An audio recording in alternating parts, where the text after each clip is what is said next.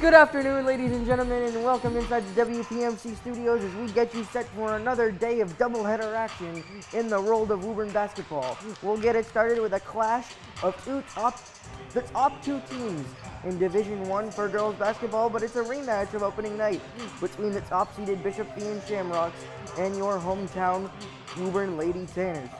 Zeke, we talked about this Bishop Feehan team a lot heading into this game. Their offense is the thing that stands out the most. Yeah, Joey, 100%, led by Madeline Steele, the junior. But I want to talk about something. Last time these two teams played opening night, 66-24, Bishop Feehan took that one. The Shamrocks won that. But this Woburn team, they've developed, they've gotten better. With led by the helm of Riley Morgan, Jasmine Morgan, and Amari Williams. Those three captains have helped this team get better since that point. Resounding victories over all teams in the Middlesex League, whether it be Arlington, or Belmont, or Winchester. It's just been a clash between these two teams of late in the Comcast tournament last year and in the playoffs. Bishop Feehan got the last one, but this one could be a different result. Taking a look back at that Bishop Feehan star in Madeline Steele, she was the difference not only in the opening night win this season, but also the postseason win last year. She knocked down multiple clutch threes. When the Taters really struggled to rotate on defense, she was able to knock down those shots, and we expect nothing but the same here this afternoon. Yeah, I could only imagine what Coach Steve Sullivan has on his mind right now with that loss on opening game. And he's had undefeated Middlesex League after undefeated Middlesex League, but he wants this one the most, Joey. That's what matters most, and I think that is what is going to propel the momentum for the rest of the season and headed into the postseason as well. But now we'll send it down courtside for your starting lineups and national anthem. Introducing the starting lineup for Bishop Feehan. Number 5, Madeline Steele. Number 11, Lily Singer. Number 12, Charlotte Adams Lopez. Number 14, Molly Mullen. And number 20, Captain Julia Webster.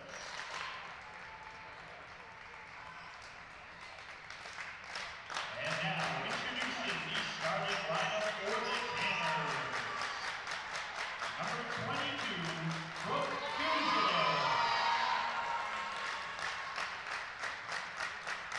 Number 1, McKenna Morrison.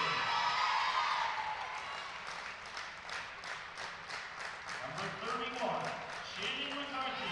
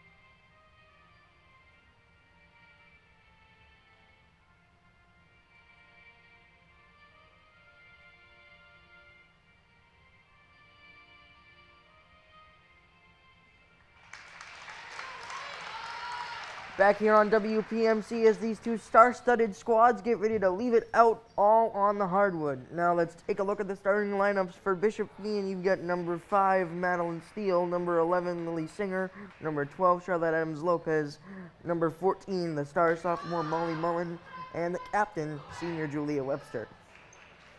And for Woburn, they're going with their normal 5. You've got junior McKenna Morrison, junior Jalen Cuniff, senior Riley Morgan, junior Shannon McCarthy, and junior Brooke Tuzlow. I'm excited, Joey. 1 seed versus 2 seed in the state.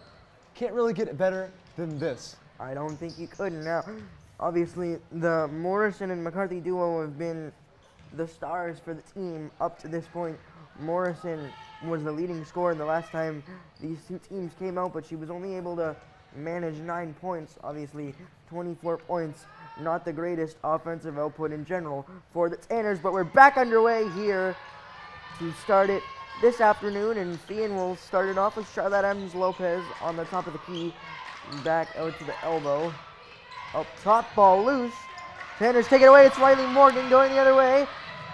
Open layup, and she nails it to start the game off. It's a great way to step up in this big game early and force your will. Riley Morgan gets the quick steal, fast speed to get the layup on the other end. Impressive start for Woburn.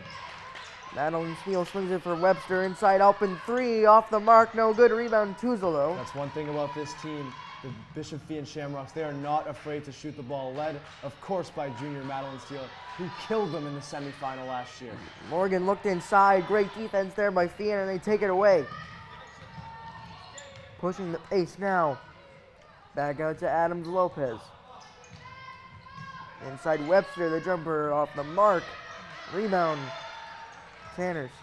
Cuniff will bring it up this time. How can the Tanners win the rebound battle? They missed a lot of rebounds in that semifinal, and especially in the opening night.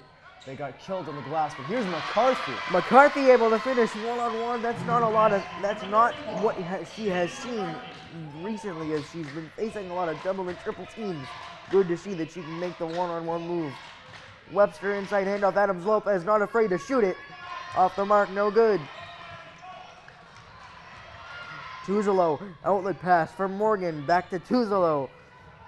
Driving in, floats it up. Got it!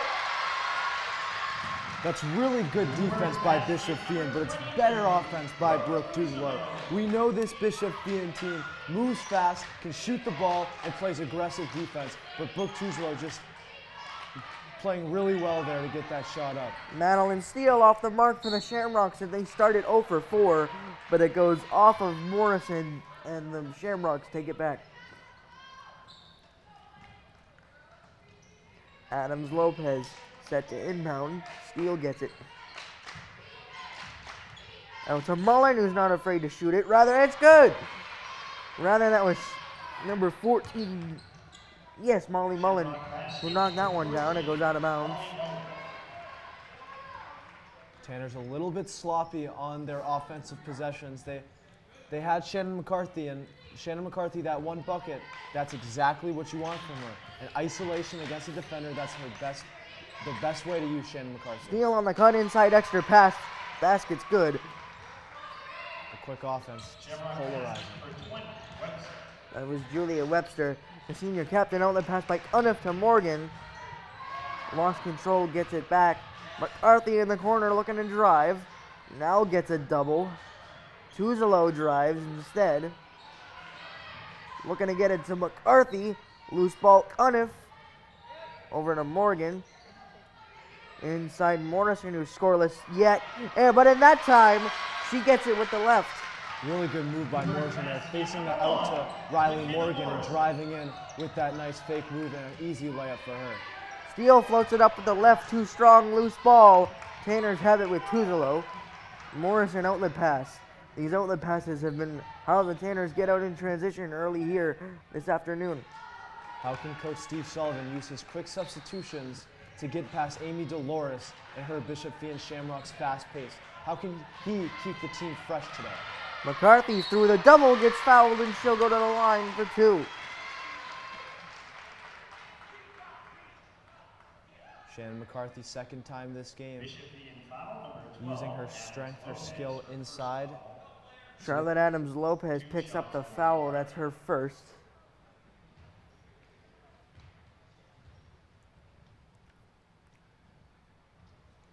McCarthy's first free throw rattles out, and the first set of substitutions comes in for Coach Sullivan. It's Jasmine Morgan and Kaylee McCarthy.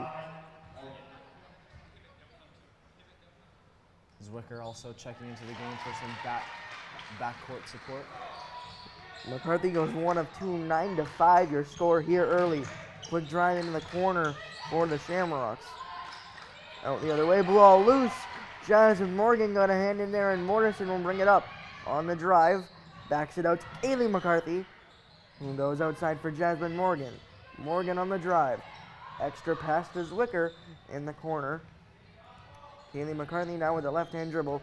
Gets a screen from her cousin Shannon. Zwicker on the outside, inside looking. High arcing pass, nice save by McCarthy. To McCarthy, fighting through the double team. Still has it, extra pass, Morgan. Layup no good. McCarthy rebound, layup no good as well. And good defensive sequence by the Shamrocks. That's what the Tanners offer you. Second chance points. Just couldn't convert there as Bishop Feehan goes down the court and gets a foul called for them. Adams Lopez will go to the line. Woburn foul, 11, Zwicker. Zwicker picks up the foul. 2 shots for Adams. Zwicker, a player that last year didn't get much playing time. Towards the end of the season, got more run, but this year she's very much involved in the thing of things here for Steve Sullivan's Tanners as Riley Morgan and Brooke Tuzolo check back into the game. Coach Sullivan, known for those quick substitutions, trying to keep all of his girls fresh, as Adams Lopez goes 1 of 2, making it 9-6. Morrison on the drive gets a screen from Brooke Tuzolo. The mid-range jumper is off the mark. Taken in by Webster, who will look to push the pace. Adams Lopez behind the back dribble. Outside for Canty, who swings it for steal. No good. Rebound Morrison. We've yet to feel Madeline Steele's impact in this one. Nice pass inside by Tuzolo. Extra pass by Morgan, almost leads to the McCarthy layup, but off the mark. Extra pass, nice movement there by the Shamrocks for 2.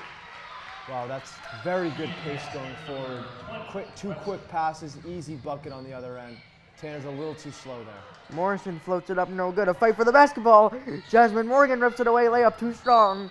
Out of bounds, Shamrocks ball. Checking in for Woburn, number 13, Cunniff. Number 14, Cunniff back in the game for the Tanners, along with number 14, Alina Ayanian. Mullen, the owner of the 3-4 Bishop Feehan, she had 12 last game in their 70-7 win over Cardinal Spelman. Hand in there by Ayanian, a loose ball taken in by McCarthy. And she will run the break.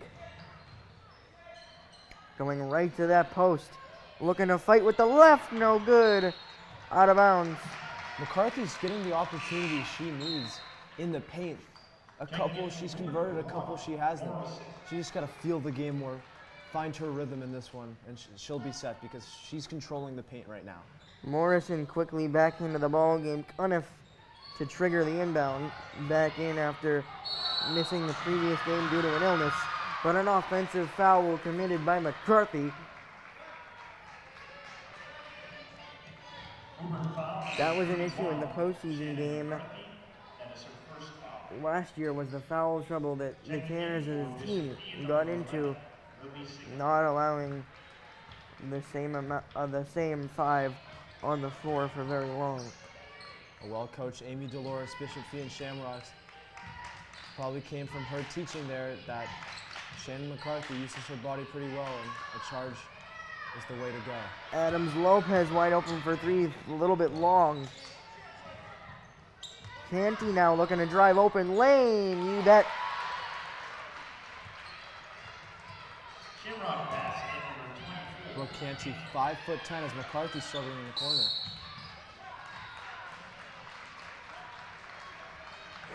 Coach Sullivan elects to take the timeout. to avoid the turnover on the press. A back and forth game up to this point, 10-9 in favor of Bishop Feehan.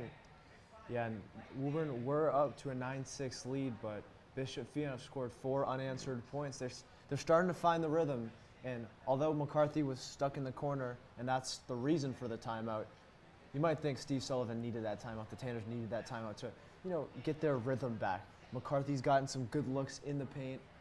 Feehan are 1 for 5 from the three-point line, so the Tanners defending that pretty well so far, Joey. But I don't think that will deter the Shamrocks from the willingness to take more threes. I think we'll continue to see that number grow as the game goes on. Yeah, a well-coached team is a team that's not scared to take their opportunities, not, have the mind of a goldfish. Don't dwell on things. And this Bishop Feehan team, they're number 1 in the state for a reason. It's because they hit their shots, they hit their threes, and they're not going to stop because they've started slow 1-5. Cardiff will inbound it with McCarthy, Morrison, and Morgan on the floor. The 5 for the Tanners. The Shamrocks back off the press there, and Morrison will set up the play. Driving in one-on-one, the ISO bucket no good, and a rebound by Feehan. Canty spins back away. Webster in the corner now, looking to drive, extra pass. The 3 is up, and too strong rebound, Riley Morgan. Tanners have done a good job rebounding the basketball in this one on offense and defense. McCarthy, wide open mid-range, knocks it down. Yeah, we've seen in the past how knocked down Kaylee McCarthy is from the mid-range. That is her shot. And Bishop Feehan, if they want to stop that, they can't. If they want to stop the Tanners, they can't let Kaylee McCarthy get that kind of shot. Webster looks to answer, no good. Rebound Morrison. McCarthy stepped into that starting lineup in place of Cuniff last game against Darlington and played very well. Another mid-range by Morrison, no good. Gets her own out to Riley Morgan. McCarthy looking for a dribble handoff, instead takes it herself through the defense, and you bet for 2. McCarthy through traffic there, impressive. Using her left hand to get the ball up and in. That's a big shot for the Tanners to take a 3-point lead. Adams Lopez going one-on-one with Cuniff. Screen comes. That's number 3, Carlson, on the elbow now. The drive by Singer. Extra pass, wide open layup, good by Webster. A really good pass by Singer there to get past the defense and find Webster for that wide open layup. That's exactly what Bishop Feehan do so well, moving the ball fast, causing havoc, and finding the open man down low. Cuniff gets it to McCarthy. She's pressured again. Instead gets it ahead to Morrison this time. Morrison pulls it right away to end the quarter. No good, but the Tanners have the lead after the first 8 minutes, 13-12. It's been a performance. It's been a great performance from both teams. It's exactly what we came here to watch. 13-12, 1 seed versus 2 seed. It's very different, like I said, Joey, from that first game. This Tanners team has gotten much better. And you look at the likes of Madeline Steele, Charlotte Adams-Lopez, Molly Mullen.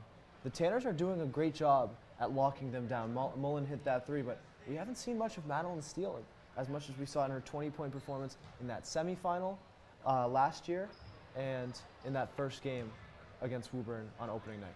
It definitely doesn't take a lot for Steele to get going, so the Tanners have to keep an eye on her throughout the rest of the ball game. Your leading scorers for both sides, Shannon McCarthy with 5 and Julia Webster with 4.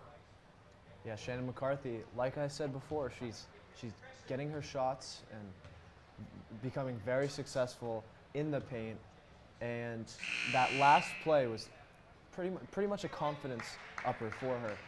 To get in her ISO position like she usually does and use that spin move to get to her left hand is exactly what you need from her, because when she's hitting shots, this Tanners team is unstoppable. And Zeke, I think I'm already noticing differences from that first game this season. The game got away from the Tanners very quickly after both teams went scoreless for the first 2:28. Yeah, and then Feehan really took over from that point on. Yeah, and Steve Sullivan decided to wave the flag a bit early in that one, knowing that his team needed to develop a little more. gain more chemistry, and they have, definitely. Morrison floats it up, no good. Rebound, steal. Looking for the outlet pass.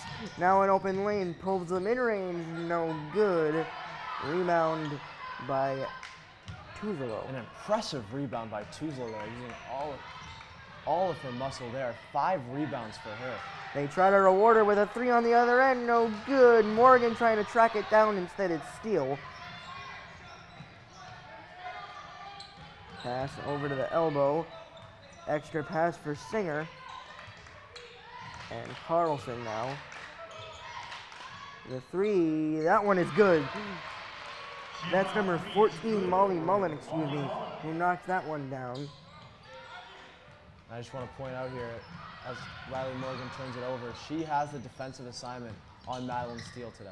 Carlson knocks down the mid-range and a quick 5-point swing for the Shamrocks. Don't want to let this Shamrock team get cooking. This is what they can do at fast paces, at fast times. Cardinal Spellman felt that in their 63-point loss on Friday. Loose ball in the corner. Cuniff tried to track it down to no avail. And now Steele. Extra pass to Carlson. She knocks down 2 in a row. And a quick timeout by Coach Sullivan after the quick 7-0 run after the timeout, or after the first quarter stoppage. And I think the biggest point there for Coach Sullivan was to stop the bleeding of the offensive output by Feehan. If that jump shot went in, I was calling for a timeout there, and Coach Sullivan, he knows what he's doing. 7-point swing, 2, then a 3, then right down the court for another 2. It was fast. It was fast by Bishop Feehan, and it looked like the Tanners couldn't handle it, so it was a good timeout by Coach Steve Sullivan there. Only a minute 25 off the clock in the second quarter, and it's 19-13. You know, but this Bishop Feehan team amped up their pressure there, as they've gotten they've caused a couple turnovers on Morgan, Morrison going up the court. They understand what they need to do to win, as they're 8-2. Their only 2 losses come outside of the state, against Londonderry, New Hampshire, and Bedford, New Hampshire. And this Lady Tanner team is not one that turns the ball over very much. However, when they do turn the ball over, it's usually due to pressure from the press, and that's what we're seeing in the second quarter. Talk about pressure from the press. At 4:30, we have Woburn versus Bedford boys basketball. Excited for that one. Of course, we have a doubleheader. Me and Joey will be there for that. McCarthy drives in solo and gets fouled at the rim. That was a hell of a move by the big and tall Shannon McCarthy, as she drove past the defender and almost finished through contact there, as she's at the free throw line. Steele picks up the foul. That's only her first, as Shannon knocks down the first free throw, and Kaylee McCarthy checks back in for the Tanners. Of course, Steele with her first, like you said, Joey. That's something to monitor throughout this one. McCarthy goes 2 for 2, and Morgan showing some pressure. Molly Mullen on the elbow gets it to Webster. Mullen only a sophomore. This is a young Bishop Feehan team. Only 2 rostered seniors on the varsity level.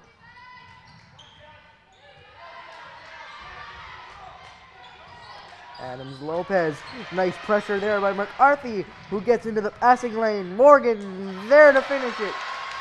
That's exactly what the Tanners need. McCarthy going fast down the court, finding Riley Morgan for the layup. Great defense by the Tanners. 4-point swing there. Outside now, the ball goes Mullen to Adams Lopez. Carlson open for 3. She's got it. She is hot from the field, knocking down her last 3 shots. Yeah, that's a backbreaker for the Tanners with those 4 straight points. Here another turnover, Bishop Feehan, as Morgan gets the turnover. That last dribble by Morrison went off her own foot, and that's how Adams Lopez got control, but Morgan able to save it there. And now Morrison resets. Morrison shoots the 3, no good. McCarthy gets bumped on the way out, but it's Feehan ball. Yeah, and we talked about how Madeline Steele hasn't got going in this one. I don't think McKenna Morrison has really gotten going. She's only had that layup that she had early in this one, but only 2 points for her. So the two star guards for both teams really haven't laid their mark on this one just yet. Adams Lopez gets it to Steele, maybe to get her going. Inside it goes. Extra pass back to Steele and gets fouled, and she'll go to the line. Sometimes that's what a good player needs, is a couple easy ones at the free throw line to just see the ball go through the net and get your stroke. Yeah, it was going. just great offense, I think, though. Madeline Steele, as she knocks down the first one, Madeline Steele found a cutting Molly Mullen, and Molly Mullen knew exactly what to do, dishing it right back to Madeline Steele as she goes to the line after she found the contact. She knocks down both, and Feehan now out to their largest lead of the afternoon at 7. Of course, McKenna Morrison getting her quick break, it felt like, during the 2 free throws. Morgan finds Morrison. She'll take it across the Tanner logo. Pull another 3. This one's deflected and blocked. Good block by Madeline Steele there, really getting in McKenna Morrison's face and blocking the quick release 3 that McKenna Morrison's known for. A transition foul there by the Tanners. Riley Morgan back into the game as well. The Tanners really need to throw everything at this Bishop Feehan team. Carlson swings it. Tanners don't have the Cindy Labissiers and Megan Quayles to help out this time. As Mullen steps back and nails that one for 3. And it's a double-digit Feehan lead. McCarthy looks to answer and does so. There you go, Shannon McCarthy. That's something she's developed this year, is her 3-point shooting, and she knocked down that one, proving that. Adams Lopez inside for Steele on the elbow. Rather, that's Steele now anti with the pass, but the ball is loose and Morrison goes the other way. Tanners need to go fast here. Morrison sets the screen. Tuzelo top of the key. McCarthy reverses area into the corner. Back to Shannon. And gets the ball taken away and back the other way. In transition comes Adams Lopez. Beautiful extra pass leading to an and 1. That just hurts, Joey. The McCarthy 3, you get the steal, go on the other end, turn it over. Just like that, Adams Lopez, Molly Mullen, and she's at the free throw line. It just moves so fast. It's unbelievable how Bishop Feehan can stop a run like that and take that momentum and turn it into their own. Mullen with 11 points, looking to make it 12. Violation on the free throw will not count.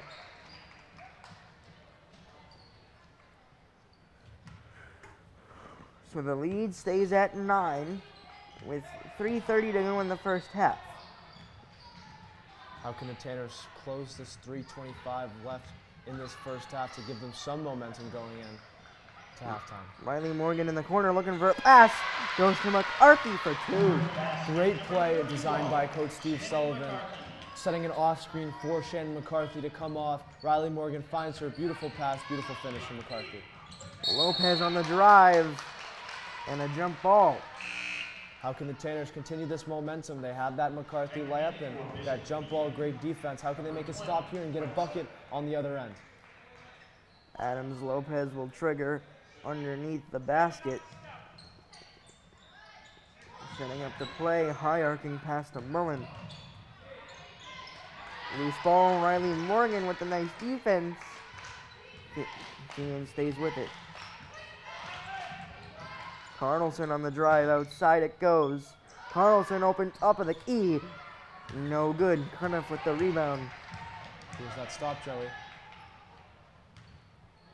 Shannon McCarthy will slow down the offense, gets it to McKenna Morrison. Riley Morgan really causing problems for anyone she guards as Mullen can find a pass. Here's a good pass to McCarthy. Gets her shot blocked. And back the other way with a player down for Feehan. And a timeout to tend to the injured player. And we will take a break on WPMC. Your score 29-22, Bishop Feehan.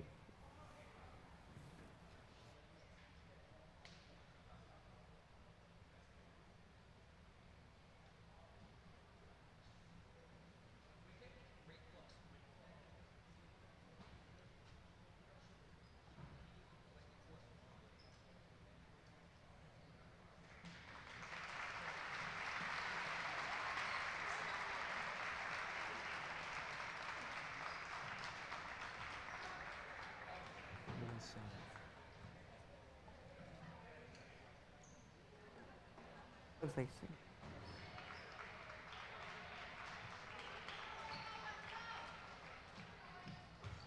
Back here on WPMC after the injury timeout. Singer able to get off the court with some help from the training staff and head coach Amy Dolores. And we're back underway now with Mullen with the ball. And a traveling violation, and the Tanners force a turnover.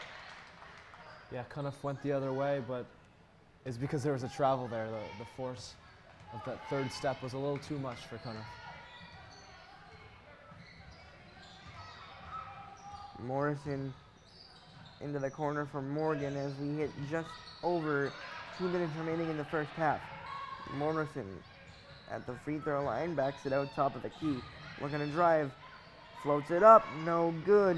Uzalo fighting for the rebound, and out of bounds. Feehan ball. Checking in for Bishop Feehan, number 5, Steele. Maddie Steele back into the game for the Shamrocks, and we are now officially under 2 minutes to go in the first half.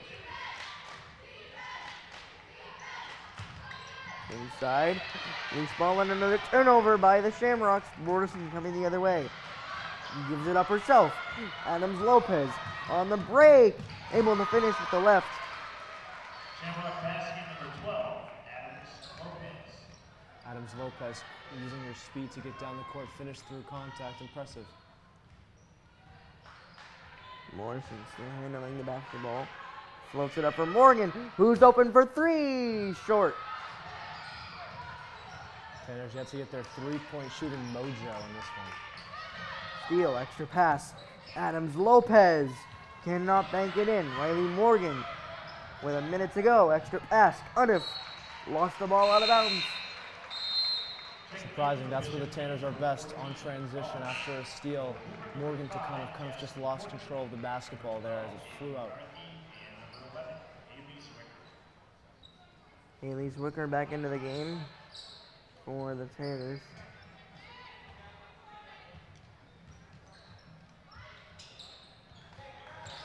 Loose ball again, nice hands by the Tanners and a foul.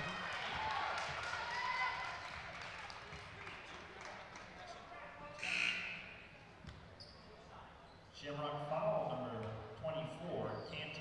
Canty will pick up the foul, and a quick rest for Riley Morgan. And she's back in. 48.9 to go in the first half. 31-22 your score. Tanners still very much in this ball game, performing much better than opening night.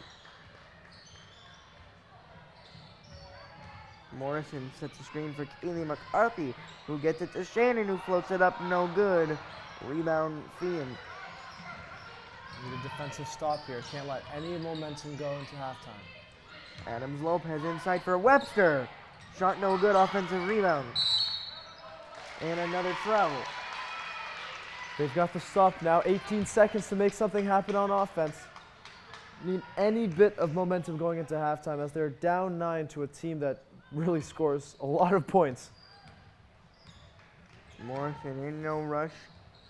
Well, maybe this will be the last shot of the half. His best case for the Tanners. Riley Morgan, front rim on the three, extra offensive board, another offensive board. Kaylee McCarthy, high arcing floater, no good. And that is how the first half will end. 31-22 your score on Woburn Public Media Center. We'll be back for second half stats and updates after a quick break.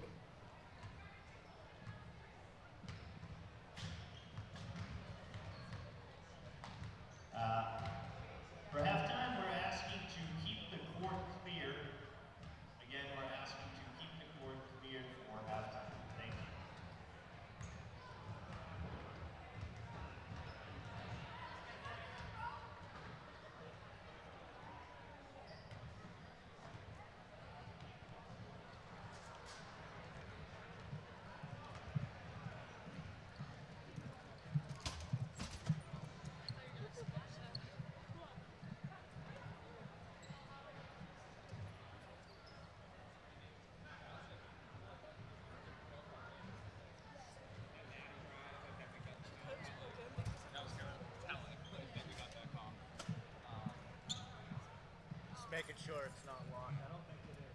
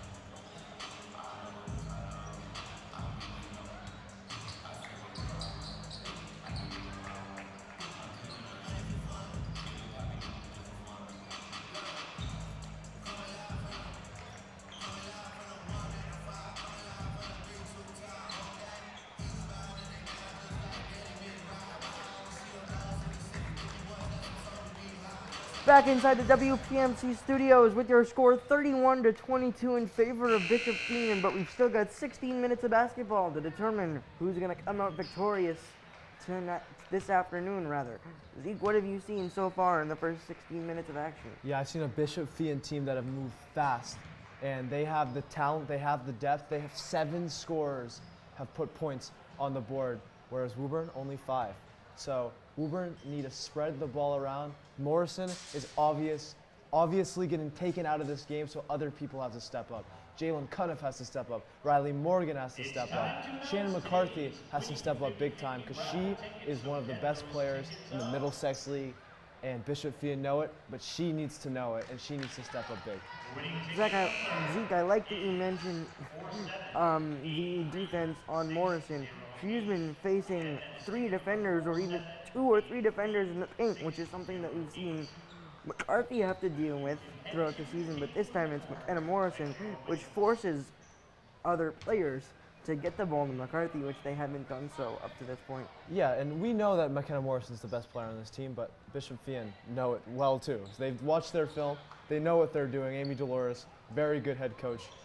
She's brought a couple teams to state championships in the past. We are back underway with a game that has a playoff feel to it, and we are going to determine a winner in the next 16 minutes of action. Riley Morgan finds Shannon McCarthy on the elbow. Back to Cuniff. Trying to figure out where to go with the ball. This time goes to Tuzolo, who swings it for Morrison. Morrison gets a screen from McCarthy in the paint now, but her pass is stolen away, and an outlet pass for Adams Lopez is a little bit long. She tries to save it. McCarthy dives to the floor to get possession, but gets it ripped away by Steele. And a foul, and Mullen will go to the line. And there you go, Madeline Steele diving in there. She hasn't really had an impact in the game scoring. Only 2 points on those 2 free throws, but she's done her job in other places, whether it be on defense, passing, or rebounding the basketball.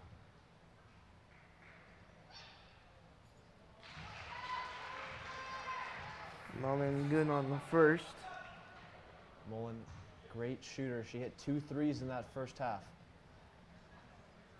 3 threes. Second one, no good. Rebound. McCarthy gets it to Morgan, who will handle the ball this time. Guarded by Adams Lopez. Shut down on the corner. Instead gets a screen from McCarthy. Morrison, top of the key. Floats it up. Double team comes, and she's no good on the layup.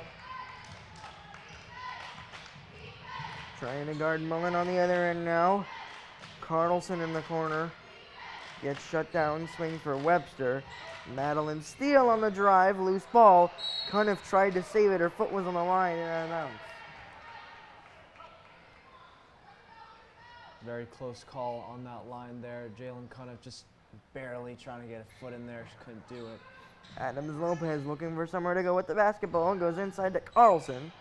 Outside Webster for 3. Too strong. Rebound Jalen Cuniff.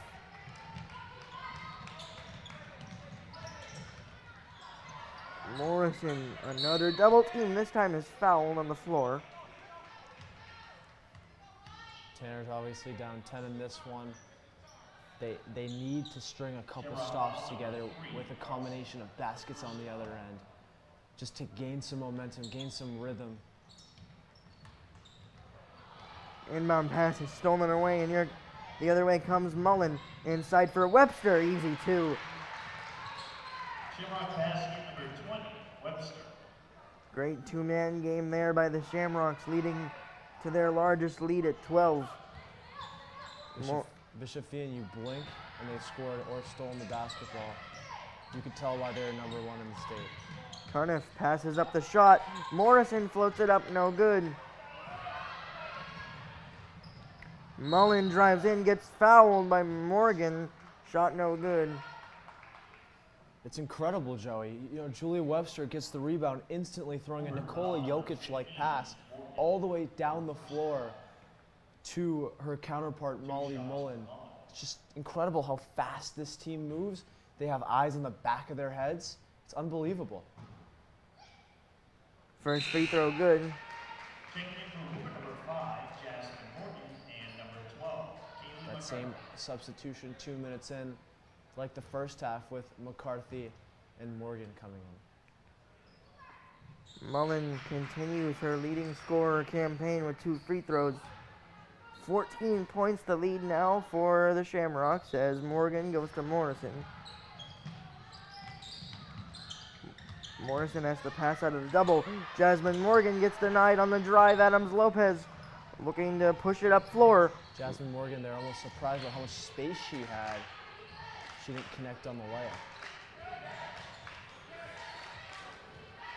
Carlson drives in. Nice pass to Webster. Can't finish. Rebound Shannon McCarthy. Great screen and roll game there. Morrison gets fouled again. Every time Morrison gets the basketball, 3 girls collapse on her, and she has no idea what to do. As you never see McKenna Morrison struggling like this on the dribble. It's almost unheard of. Arguably the best player in the Middlesex League. Ayanian checks in for Morgan. And Morrison still looking to move the ball. Gets it to Jasmine Morgan. Kaylee McCarthy. Morrison back to Morgan. Morrison looking to help by setting a screen. Jasmine Morgan has a lane layup too strong. McCarthy rips it away and gets 2. Massive rebound put back in for Shane McCarthy. The Tanner had struggled to get any points of late, and that's a big one right there. As what a finish on the other end. And an even better outlet pass by Adams Lopez, leading to the 2. Ayenya now sees the press for the first time. The 3 is off the mark. Adams Lopez in the right spot. And Carlson, another outlet pass. And McCarthy forced to commit a foul. Steve Sullivan just trying to find answers for this team. This Amy Dolores-led Bishop Feehan team struggling right now as Alina Ayanian, the freshman, even comes into the ball game.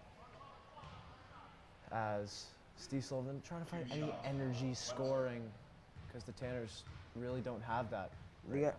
The outlet passes continue to be the Achilles heel as the Lady Tanners simply cannot catch up in transition. Yeah, as soon as a Bishop Feehan player gets a rebound, her teammates book it to the other end. They're flying down the court, and the Tanners just can't find effort get there as Amari Williams checks into the game. Well, she gets her rebound. Like I said, any answer will do. Coach Sullivan changing it up a little bit there. Morrison now trying to move off the ball, and she'll get it right back. McCarthy shut down on the drive and turns it over. Another outlet pass here. Madeline Steele gets fouled on the drive and another chance at 2 free throws. First of all, that looked like a charging foul on the Bishop Feehan player, but on the other end, McCarthy and Morrison just not on the same page. McCarthy want to cut back to the 3-point line. Morrison thought she was cutting inside to the hoop.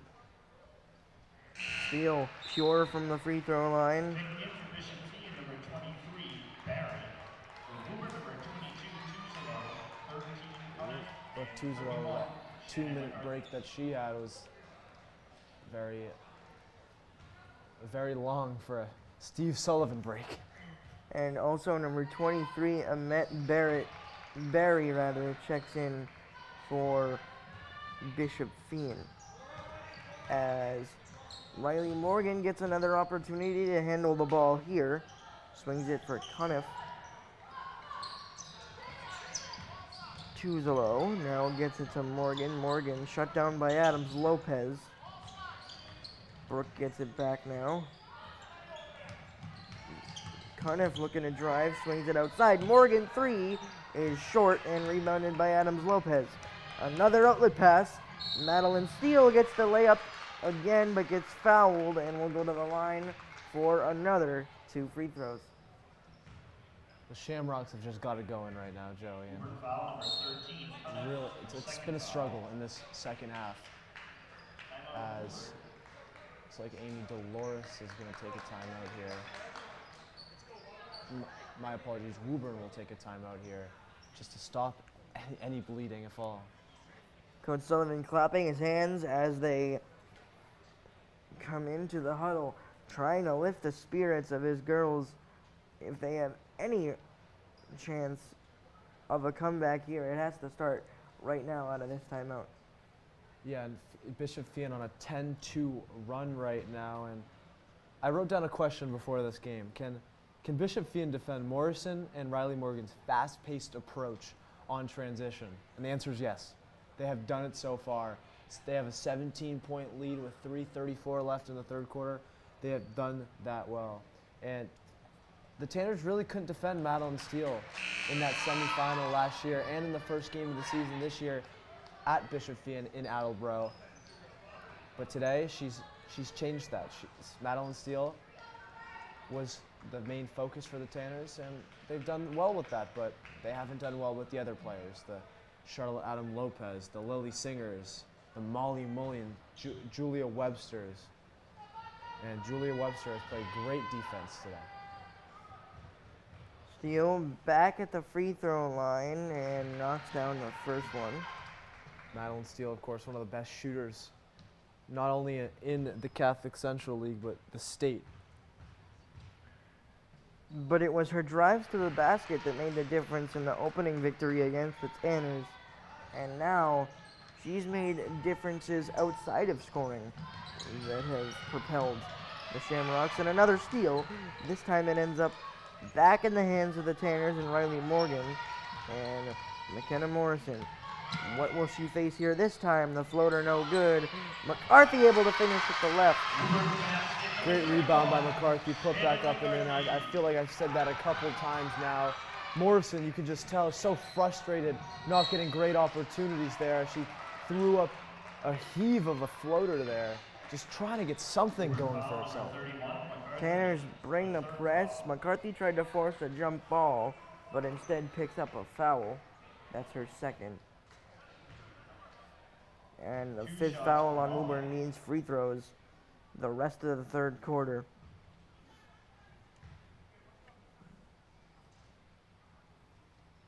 First one is good. Taking it from Bishop Feehan, number 3, Carlson.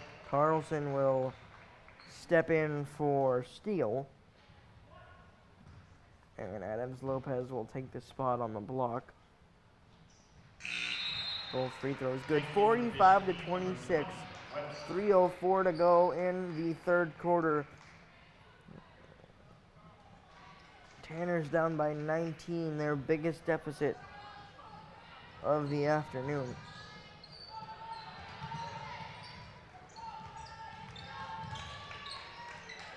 They have, however, surpassed their total from the first matchup as Tuzalo pulls the three. No good. Rebound off the hands of Morgan and into the hands of Bishop Feehan. Adams Lopez at the top of the key slows it down. And now has a lane to drive, floats it up and good. Shamrock basket number 12, Adams Lopez.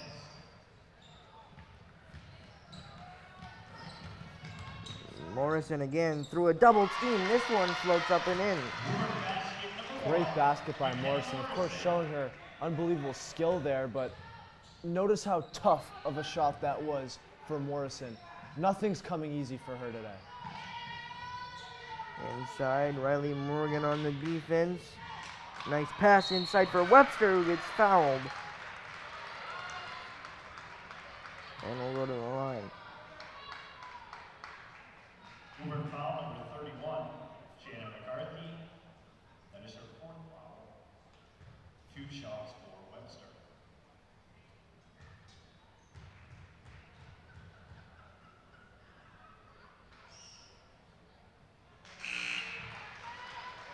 Taking it from Woburn number 5, Jasmine Morgan. First free throw good by Webster as Jasmine Morgan subs in for McCarthy. Morgan, of course, an excellent rebounder coming in. She flies for rebounds, gives great energy as she's gotten to the hoop a couple times, just hasn't been able to finish. Webster goes 2 of 2, and Morrison will set it up again, drives Tuzolo in the corner. Her mid-range is blocked by Webster, but Adams Lopez couldn't save it and gives the Tanners back possession.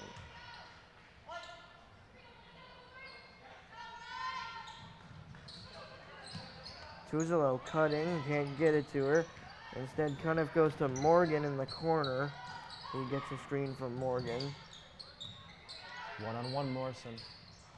No good. Shut down by Carlson and Adams Lopez. Pushing the pace into the corner. The three is too strong, but it comes right back out to the shooter in Canty. Adams Lopez gives it a try. Long. Off the hand of Morrison. Out of bounds. It's just never ending for the Tanners here. That number 24, Brooke Canty, gets a wide open three. She misses it, but that layup dumps all the way back to Charlotte Adams Lopez for a second attempt. And then Bishop Feehan just get the ball right back. Outside again, Canty this time drives. Barry into Webster, no good. Ayenian forces the jump ball. Should be Tanner's basketball, no. Rather, it'll be Adams Lopez who will inbound underneath the basket. So the Bishop Feehan fourth attempt at a basketball. Ayenian says no thank you. And fouled. Beautifully discovered there by Ayenian, and Morrison fired up about that defensive play. Of course, Ayenian, the freshman, just need to find someone to impact this game right now in a positive way. The Tanners been playing hard, been trying their best, but this Bishop Feehan is showing the unbelievable talent they have.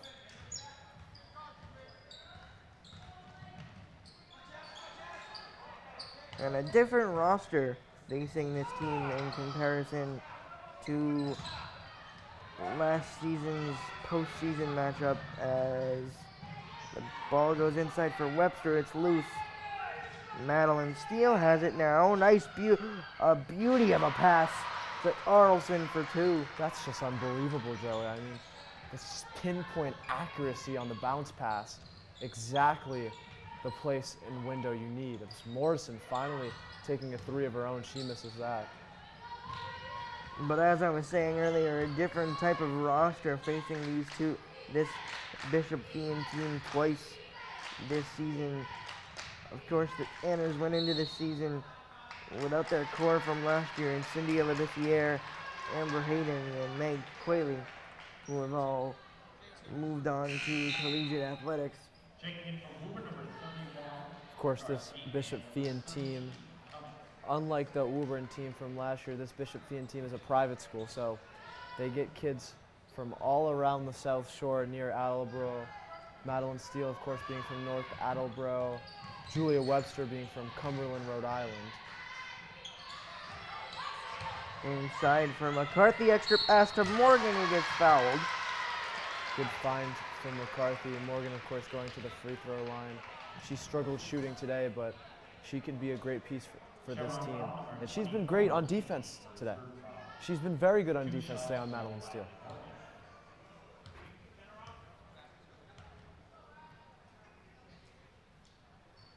Morgan's free throw is off the mark. Now, we mentioned earlier that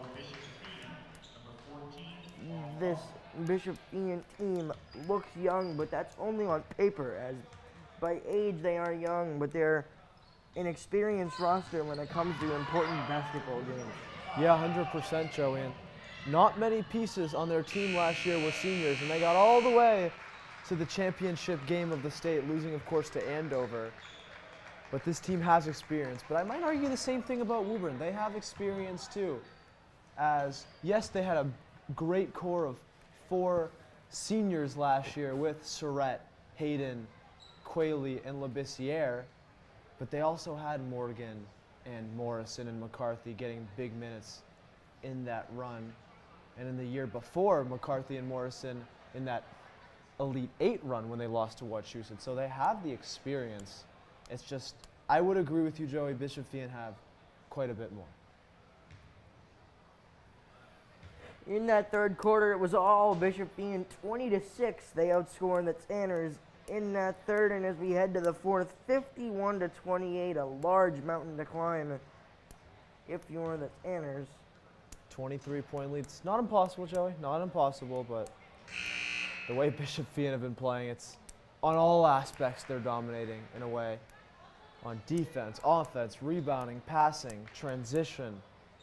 It's been all Bishop Feehan today. The Shamrocks have come into Woburn High School and put on a great basketball display as the starting lineup comes out for the Tanners.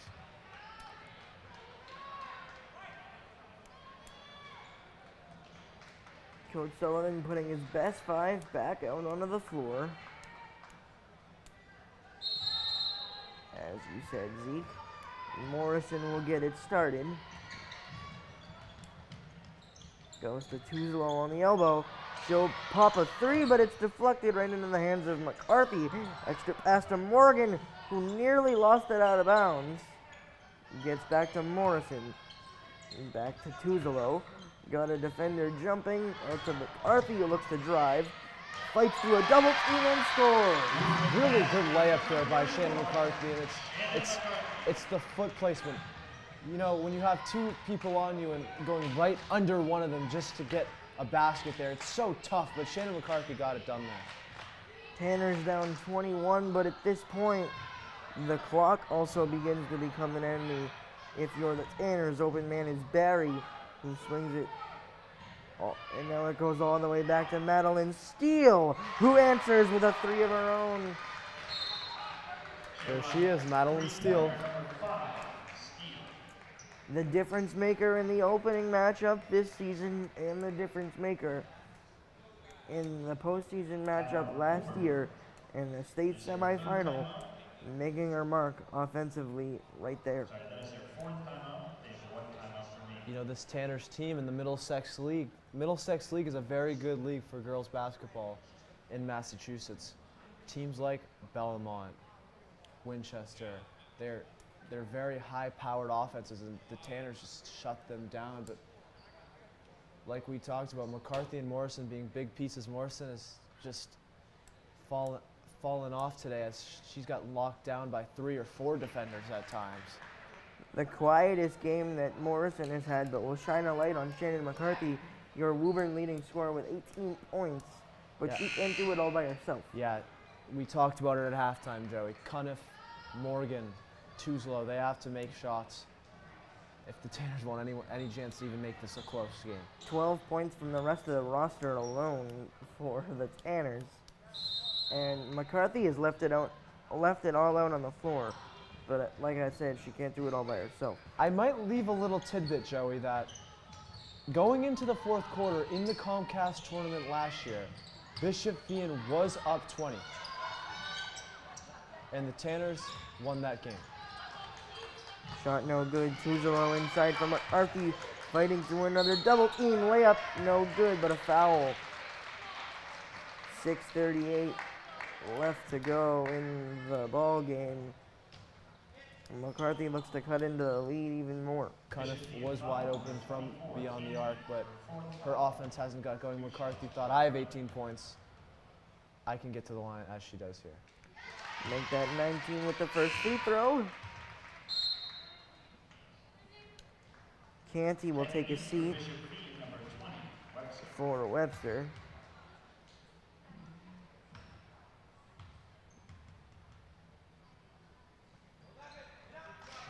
Make that 20 points for Shannon McCarthy. 54-32. Tanner's still fighting late in this ball game, but the defensive intensity has to pick up. Madeline Steele swings it for Webster into the corner. It goes for Carlson. Pass into the post for Adams. Lopez fighting through and gets fouled.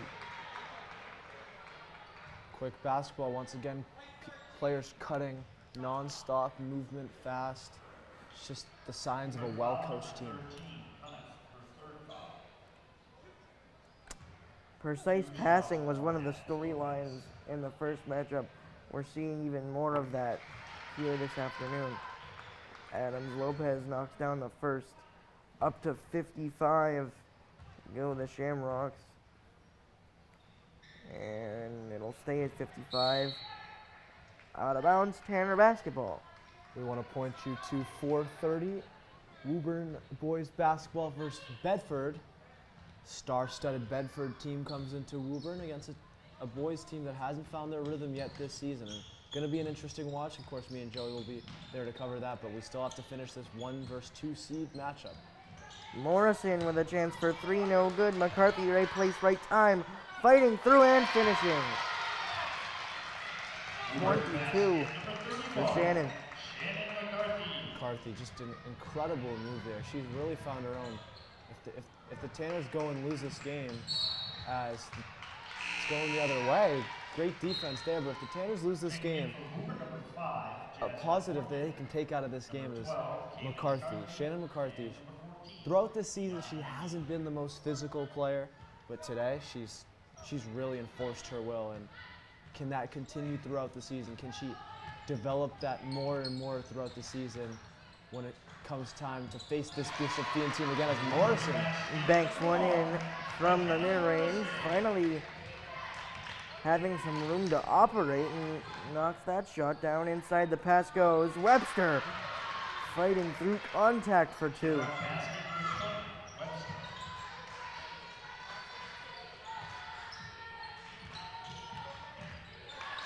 Beautiful pass by Yen to McCarthy for 2. down to 19. Looks like Amy Dolores is going to call a timeout here. Woburn look like they have something going. The offensive rhythm has begun to come back. We'll take a break here on Woburn Public Media Center. 5:07 to go, 57-38.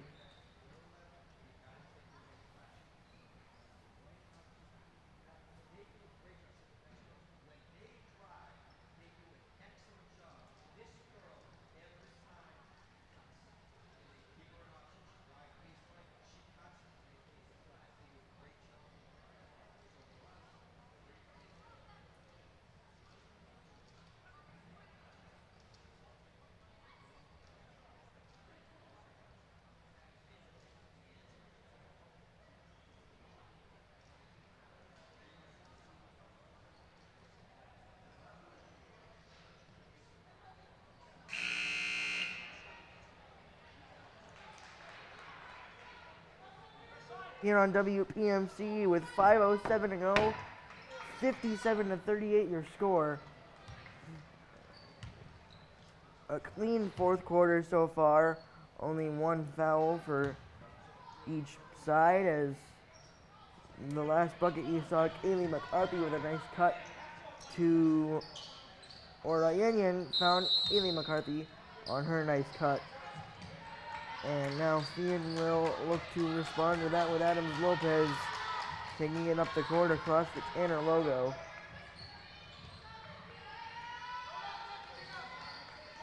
Carlson driving on Morgan all the way to the opposite corner, off the hand of steal and out of bounds. Checking in for Bishop Feehan, number 24, Canty. Canty checks back in as Morrison will get it going, as we're now under 5 to go in the ball game. She'll pop a 3 off the mark, no good. Rebound Adams Lopez with some pace up ahead.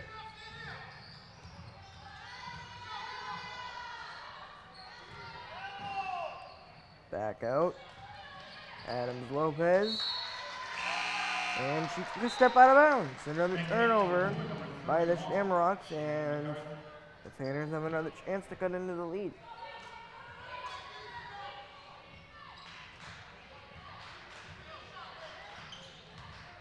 Morrison finds McCarthy. Morrison gets it back, 3 no good. Rebound by Steele. Adams Lopez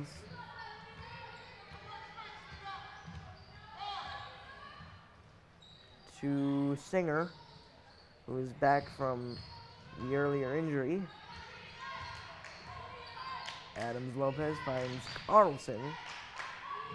Carlson back outside to Canty. Pass, nice defense there by McCarthy. Morgan had a hand on it, and Woburn basketball. Good defense once again.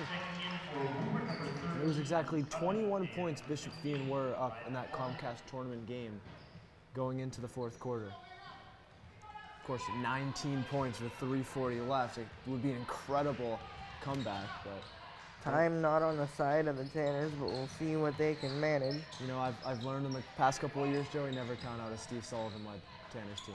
Morrison mid-range off the rim. McCarthy gets it back. Fires it up. No good, but fouled. Shannon McCarthy would be at the helm of this comeback if they made it happen. She's been incredible today.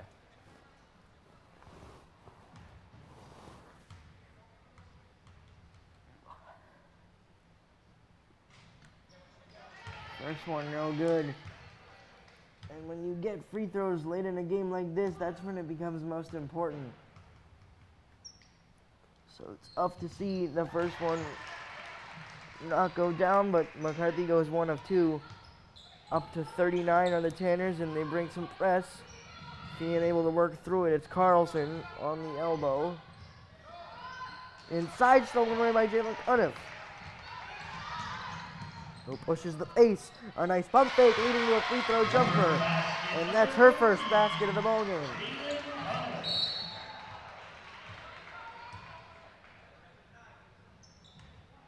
Tanner's defense needs to step up here. A couple possessions in a row with stops.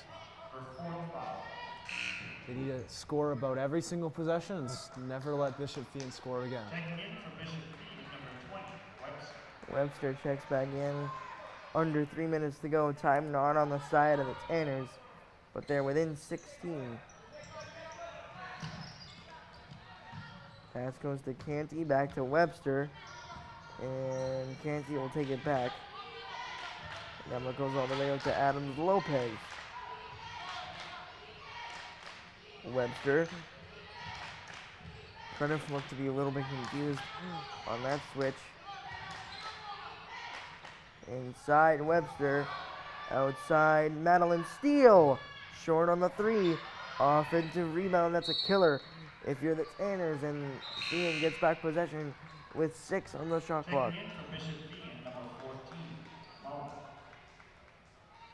Molly Mullen checking back in. Adams Lopez underneath the basket gets it to Steele. 4 on the shot clock, 3, 2, and it doesn't look like Canty is able to get the shot off, but she will travel before the end of the clock, and either way, the Tanners take back possession. Tanners need quick offense here. Cuniff shut down. We're going to drive now, extra pass, Morgan. Morgan left-handed pass to Morrison for 3 off the rim, no good. Steele with the rebound. Morgan trying to get a steal, unsuccessful. Back out to Adams Lopez. Under 2 minutes to go now. The basket here should do it for Bishop Feehan.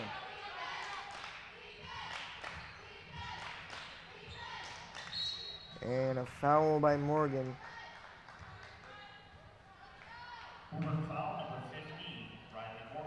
Molly Mullen will side out inbounded here.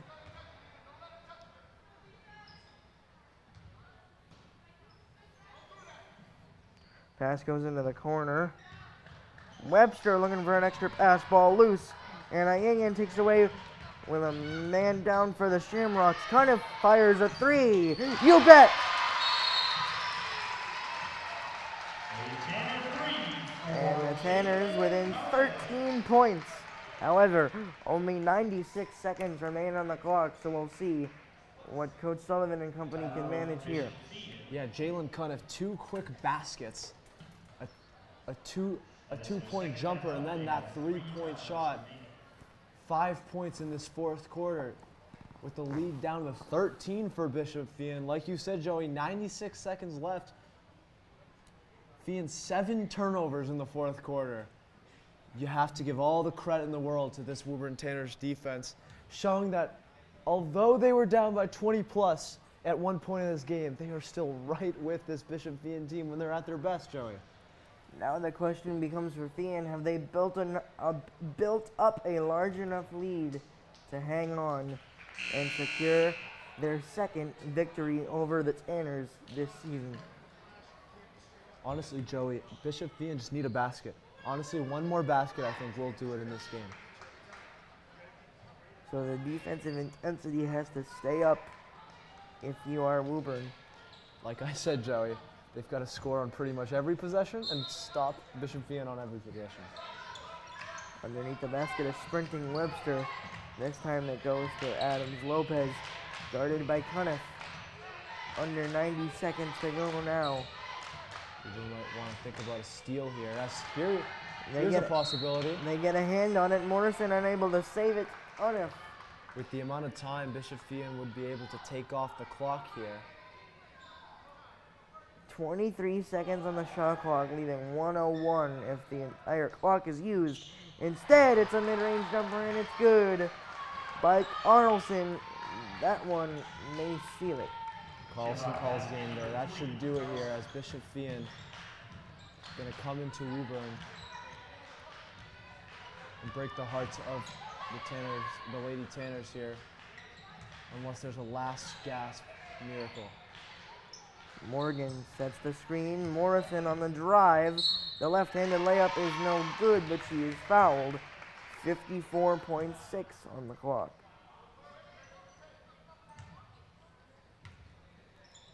Bishop Feehan foul number 12, Adams Lopez. 2 shots. Barring a late miracle, the Tanners will drop to 9-2 with their 2 losses coming against this Shamrock team. Still undefeated in the Middlesex League.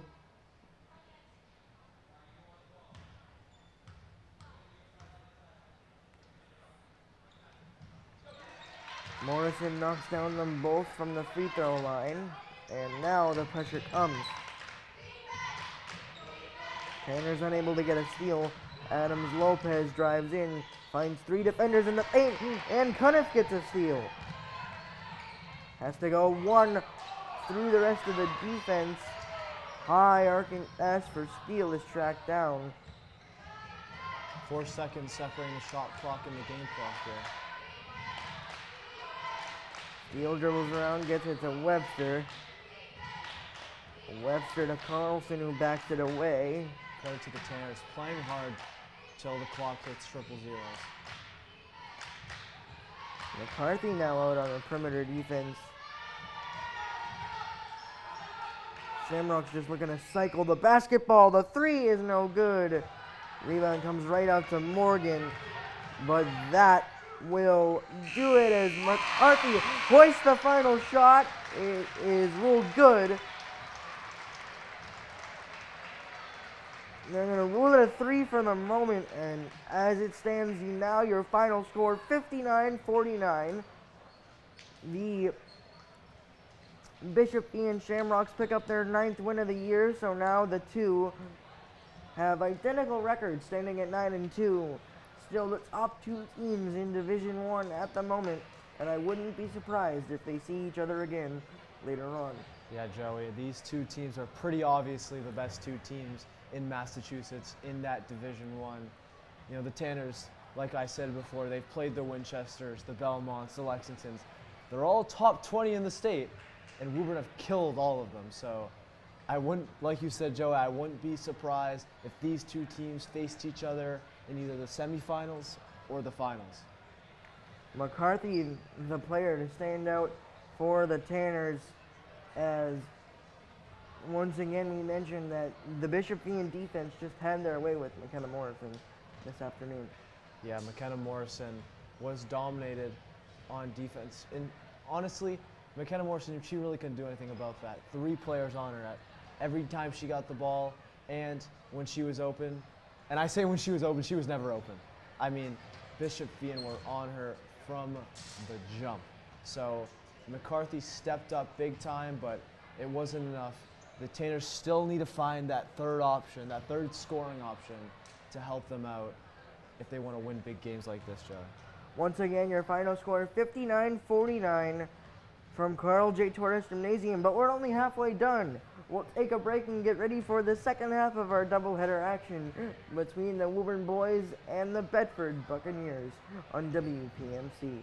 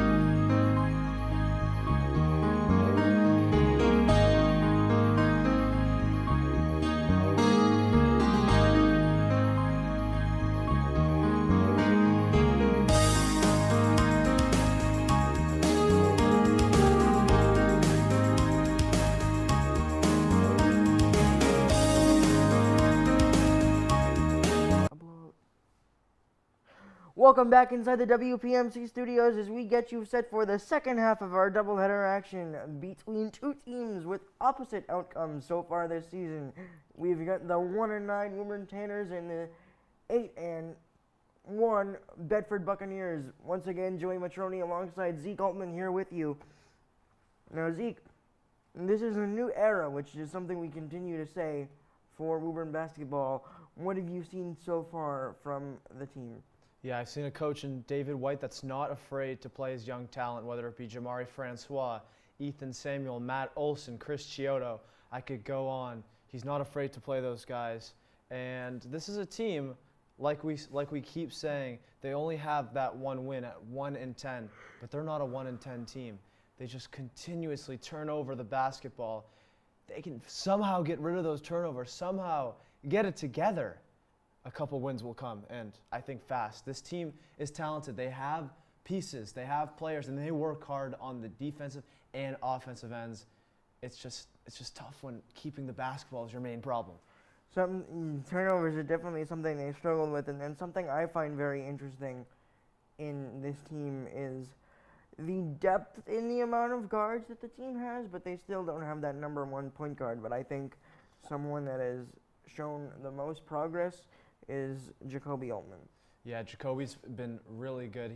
He struggled to start the season with playing time, whether it be free throws, but he's really caught on, and he's able to drive to the hoop, create shots, and he's played ecstatic and incredible defense throughout this season so far. So it's going to be interesting to see who guards Bedford's star player. Let's move on to them. Number 1, Justice Buchanan. He is their senior captain, and he's had a great season so far. He's a polished point guard, very tall, but he has a very good handle. So how will Jacoby Altman or whoever is guarding him on Woburn deal with that? Seems like Woburn could be in for a tough one here, as just looking at warm-ups, the Tanners look like they could have a size disadvantage throughout this game, especially without Dom Caffarella, who's been out the past couple of games due to injury. Yeah, 100% size advantage, but a way the Tanners overcome that is by playing hard, playing tough, playing strong. If the Tanners can do that, they can stay in this game. But if they're going to let Bedford walk all over them, they'll walk all over Woburn like they did to Acton, Boxborough, Lowell Catholic, Newton South twice, Lincoln, Sudbury, Wayland, Weston. I could go on and on and on. And I will mention they have a win against Burlington where Woburn got smoked. The Bedford Buccaneers come into this game first in Duke County and 7th in Division II. But now we'll head down to courtside for your starting lineups and national anthem.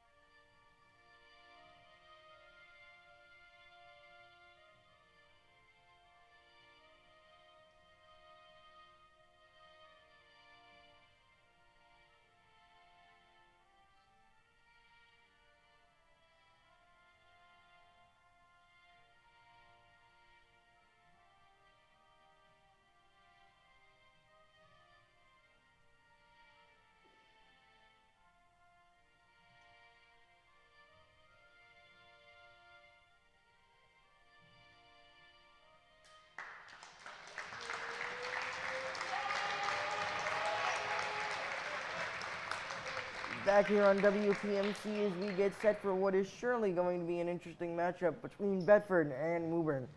Yep, Justice Buchanan, like we mentioned before, he comes into this one as the reigning dual county league MVP.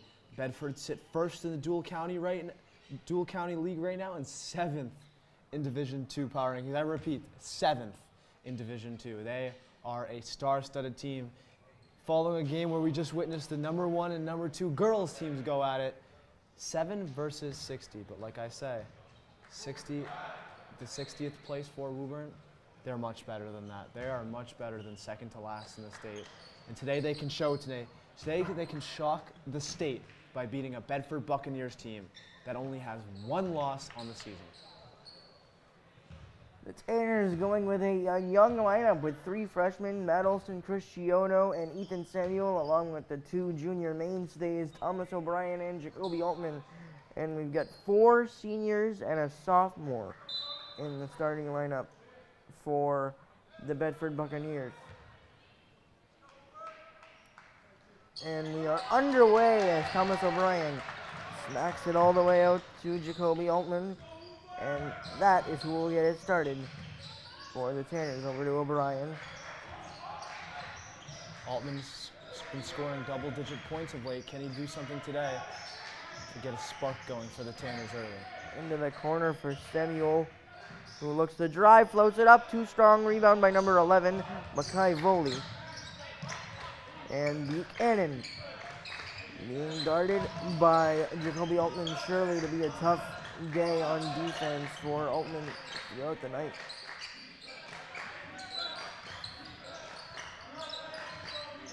Buchanan gets a switch.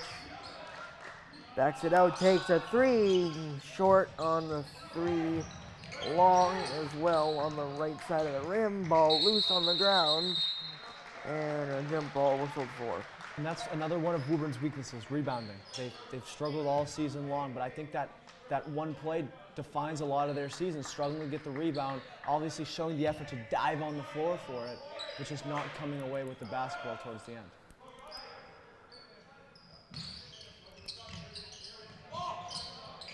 Into the corner it goes. Layup goes up and a big, strong finish there by number 20, Camden Shoesmith for 2.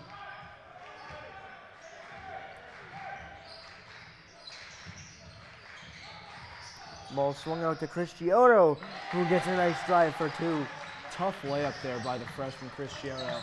Out of all the freshmen that have played so far this season, Chris Chiono has surely been the standout. Buchanan moving it around, working it out to number 10, Liberman. Now inside for Shoesmith. Back out to Buchanan. The size difference is already proving to be tough for the Tanners as number 20 Shoesmith is fouled and will go to the line. Right from the jump, Camden Shoesmith, senior captain, is exactly the person the Tanners are struggling to get a handle on down low in the paint. Last game it was Caden Mills for Arlington, but today it looks like to be Camden Shoesmith. 3 defenders there, but the Tanners still forced to foul as Shoesmith knocks down the first.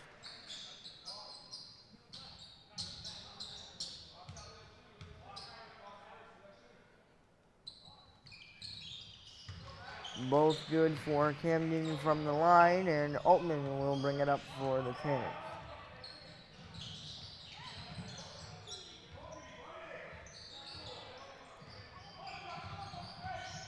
Altman swings it for Chiono.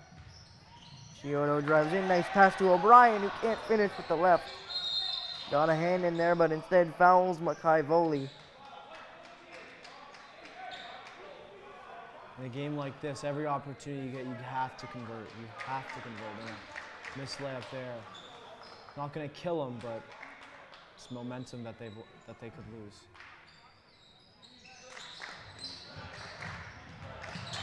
Buchanan on the drive. Good defense there by Altman to stay with him. He backs it out, goes to the corner. Opposite wing 3. Rattles out. And Altman looking to push the pace. Chiono in the corner, out to Samuel. Samuel uses the Altman screen. Still on his pivot foot. Out to Olsen, who fires a three, and it's good. Matt Olson, we know how good he is from beyond the arc. I saw him in warm-ups. He was knocking down every three. He is a pure shooter for this team. Buchanan gets a screen from Shoesmith. Buchanan, up drive, offensive foul. Nice positioning there by Altman to take the charge. Matter of fact, that was Thomas O'Brien, actually. But you mentioned Altman. Altman and Thomas O'Brien, both of them are big, great defenders for this team. Altman slows it down across the Bull logo. There's O'Brien now on the elbow. Altman and O'Brien work together, backing it out. Outside for Olsen, who's not afraid to pull another one. No good. Rebound Buchanan. Buchanan with an easy drive to the basket, finding Shoesmith for two. Shoesmith with a quick 6 points, really owning the Bedford offense right now and owning Woburn defense down low. And it's obvious what the Tanners are going for on offense, pretty much going for that three-point shot and hard drives to the rim. Just nothing going for them on the offensive end plays-wise. They're just taking what the defense gives them. And Shoesmith really able to utilize his size and strength to get lanes inside the paint. Yeah, I wonder what David White's talking to his team about, because that's the weakness right there. We talked about it you talked about it from the top of the show, Joey. The height difference, the weight room difference, if I might say, of Camden Shoesmith versus guys like a Matt Olson, a freshman, Chris Chiodo, freshman, Ethan Samuel, freshman. You know what I'm saying, Joey? Young team, but as you mentioned also at the top of the show, Zeke, David White not afraid to play his young guys. Yeah, and a player I might add could change this game, bring size, bring strength, is Gio Desir. He is a senior that has shown that he can be a big body in the past. DeFelice at a point now for Altman, and O'Brien on the wing will drive in through some hard contact. It'll stay with the Tanners.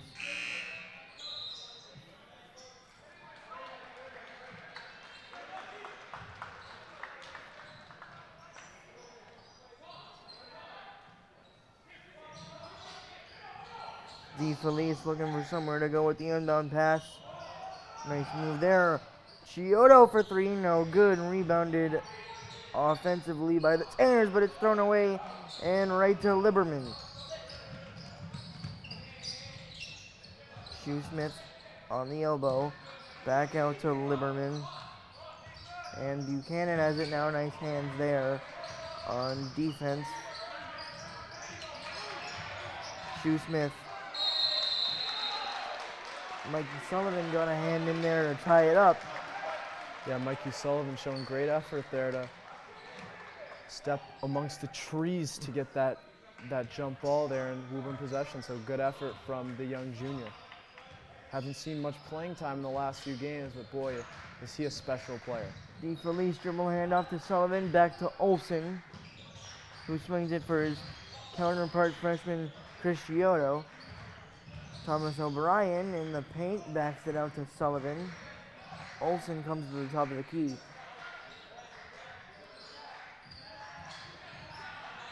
Sullivan on the drive into the corner for Olsen, who knocks down his second three. Matt Olson, here we go again. A kid that's very tall, a freshman, and he can stroke the ball, and he's done it since he was a little kid, and now he's here on varsity level doing it consistently. Makai Voley swings it back to Liberman. Buchanan on the drive. Beautiful spin and finish. There's that dual county MVP back at it. What a finish there from Justice Buchanan, getting past the defense there as Mikey Sullivan misses a three. O'Brien tried to fly in for the rebound. He hit the deck. And a whistle. Out of bounds. And it will be Tanner basketball with DeFelice to inbound it. Knotted up at 8 with 2:48 to go in this first quarter. A competitive first 6 minutes or so of action. Olsen fires another deep three, and he is on fire from distance. Cooking, Joey. He is cooking out there. Matt Olsen has that feeling right now that he needs to just keep shooting, take the hot streak, and keep going with it. You mentioned Desir. He is now in at point guard, taken away by Shoesmith. And now it's number 5. As you can see, he's guarding Shoesmith, trying to deny him the ball. That's Jeray Joseph. Number 5 on the floor. Loose ball again. Tanner's come away with it. It's Mikey Sullivan. Nick DeFelice pulls up and got it. I want to note something, Joey. Bedford aren't using the high press right now, as they should. It doesn't look like they watched too much film, as what a move there from number 11, Makai Volke. But as you can see here, Bedford with no high press, and it's allowing the Tanners to get down the court and show how good they actually are. Volke with a nice move with the step through. Matt Olsen, the hot hand on offense for the Tanners, gets it to Desir. Floats it up. That shot's good. A nice offensive output here early in the first for the Tanners, under 90 seconds to go, and they're up 5, 15 to 10. Yeah, I've been calling for Gio Desir this game, but I've been calling for him for a while. He brings the energy. He's tall, he's lengthy, he's a good player. Buchanan goes inside for Shoesmith, who fights through the contact for 2. Shoesmith keeps getting it done for this Bedford Buccaneer team. Desir finds DeFelice.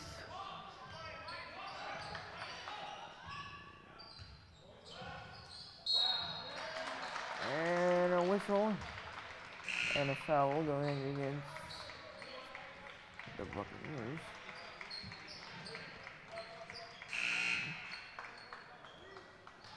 Shoesmith with 8 points right now. Of course, Buchanan and Makai Volke with the other 2. Samuel gets it in to DeFelice. Or rather, that's Doughty on the drive, who finishes at the left. Good move there by Joe Doughty to get past the first level of the defense with a nice left-handed floater, but a good step-back 3 from Bedford there. Nice shot there. Doughty looking to answer. Bedford has it within 2. Desir shut down. Desir has it back with under 20 seconds to go. Looking at a reverse court for Samuel, who is double teamed. Sullivan open at the top of the key. You bet! Just a great quarter for Woburn, 20 points. That's something they haven't done in a while. Buchanan with under 5 seconds to go into the corner. Bedford will not get a shot off, and an unbelievable quarter to come out for the Woburn Tanners. 20 to 15 after the first 8. Joey, I just don't get it by Bedford. I really don't understand. You're the 7th seed. You've consistently had great performances throughout the season, and you're not pressing this Woburn Tanners team. I mean, we talked about the weakness of this Tanners team so many times throughout the season. Turnovers off the press. And Bedford's think, I'm just going to come into Woburn Memorial High School, not watch film, not press their guards. I don't understand, Joey. It's just mind-boggling right now. As you said, and you couldn't be more right, that's been the major struggle up to this point for the Woburn Tanners. But when they have the room to operate, they can show that they can score on offense. Yeah, I mean, I don't mean to take any credit off of Woburn, because I'll give them the credit right now. I mean, they've had this opportunity. This is their time to show what they can do on the offensive end. They did well in preseason, Woburn. It's because teams didn't know. Teams hadn't watched their film knowing that this team was struggled against the press, and that's why they did so well against Lexington and Stoneham in the first few games. Once that film started being discovered, the teams like Belmont, Winchester, these teams discovered what the Tanners' weaknesses are, but Bedford decided, I'm not going to watch film. I'm just going to come here and win as the 7th seed. And they're obviously struggling right now, down 5 points to a team 60th in the state. But give credit to where credit's due. Woburn have done their job so far. Shout out to Matt Olson. 3 threes to start this one. Liberman will handle the ball for the first time. Gets a screen from number 5, Jeray Joseph. Liberman on the drive, hand in by Desir.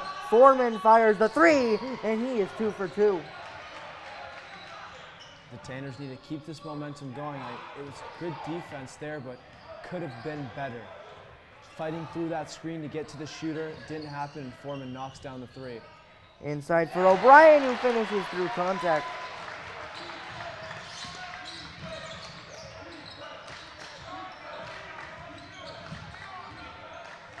Liberman backs it on the elbow. Working out some signals. High pass for Volsi inside. Outside it goes. Back to Foreman, guarded by Desir. Nice dribble moves. A third 3 by Foreman is off the mark, and Bedford foul. Over the back foul on Olson, getting the rebound there. But I just want to mention the incredible defense by Gio Desir on that 3. The Bedford offensive player had to do about 3 behind the back, step back, and Gio Desir was right in his face the whole time. Maybe the craziest thing was that Foreman was still able to get an on-target shot. Sullivan swings it to the corner for Sigsbury. Back to Sullivan for 3. Rattles in and out. Sullivan just had that feel after he took that shot, jumping up and down. He's feeling it right now. Liberman finds Shoesmith, but an offensive foul. O'Brien steps in there, bravery, courage to stand in there. O'Brien, that's why he starts, and that's why he's one of the leaders of this Tanners basketball team. Desir will inbound it to Sullivan. Altman looked to be checking into the game. Who's he going to be taking out?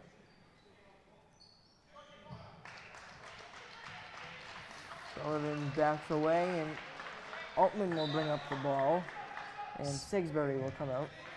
Sigsbury moved the rock pretty well the last few possessions, so good showing from him.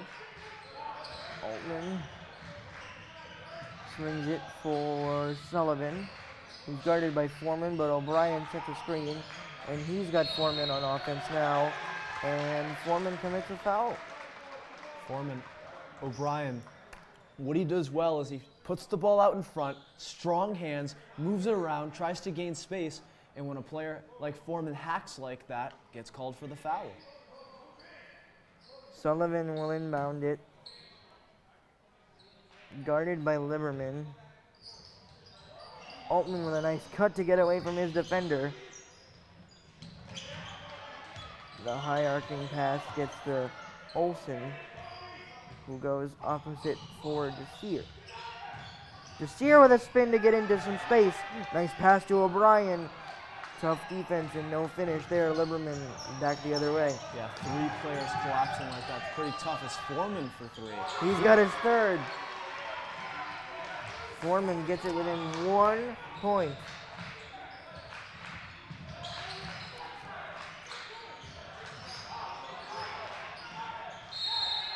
Whistle there.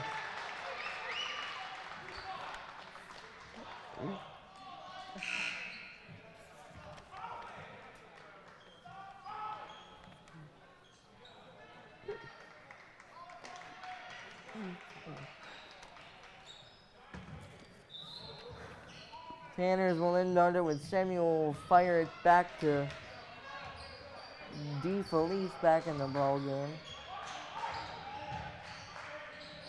Foreman, we've obviously seen that he can shoot the rock. O'Brien will set the screen for Nick, guarded by Shoesmith. Olson fires the 3, trying to answer Foreman's previous one. No good. And a traveling violation, and Jacoby Altman is absolutely fired up about that one. Why wouldn't you be? I mean, you're up 1 against a 7 seed, and they're just rocking the world of the Bedford Buccaneers right now. They have no idea what's going on.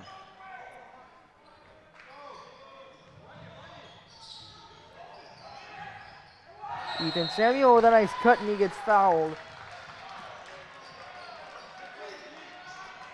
It's one of those games, Zeke, where the Woburn Tanners know they have nothing to lose, so they're just going to come out and play with 110% effort night in and night out. Oh yeah, and between these two, between the girls' game and the boys' game, I stepped into the gym and I heard a lot of murmurs and mumbles about, yeah, this Woburn team they're going to get destroyed today, and they've obviously heard that, and they're stepping up today. It's been a very impressive first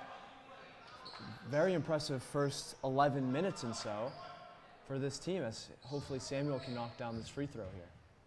He did miss the first, but Ethan is unable to also make the second, and Liberman will start it off for the Buccaneers. Goes to Buchanan, who's back in the game, and we've also got number 34, Keston Paul, in the game as well. It goes back to Buchanan, who floats it up. Tough angle, no good.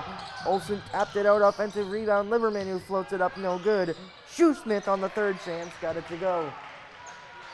Shoesmith continues to get it done. No matter who the Tanners put on him, he's still struggling. Altman looking to get the Tanners back the lead, gets it to Samuel. Into O'Brien. O'Brien on the drive on Shoesmith, floats it up.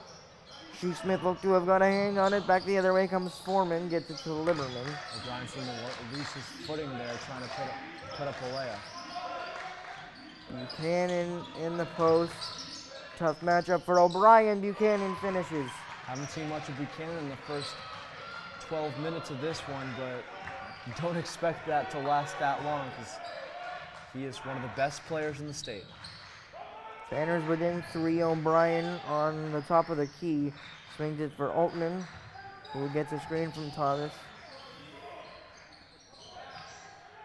Back outside, the 3 by Olsen is no good, and a rebound by Paul, who gets it to Liberman.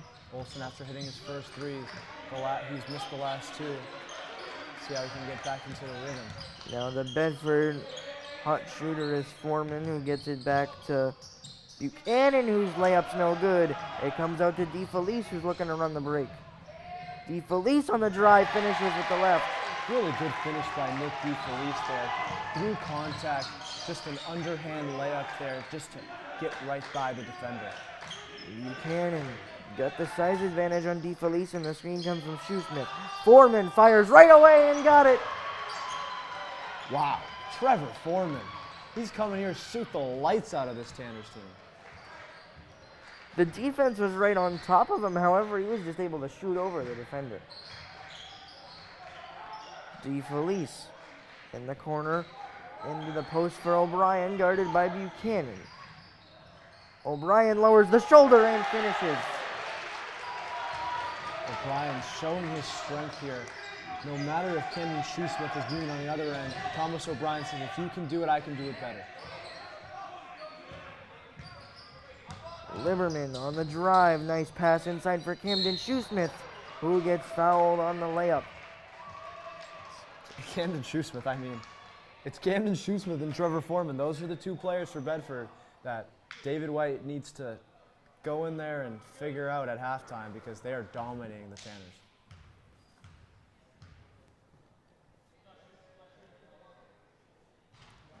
Shoesmith rattles home the first one.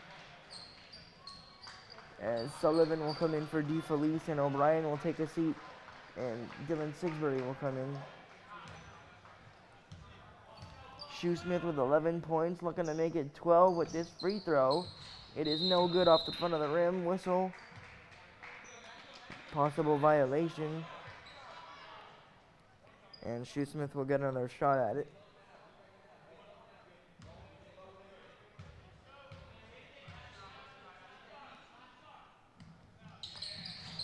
He misses that one as well, but the offensive board, layup no good.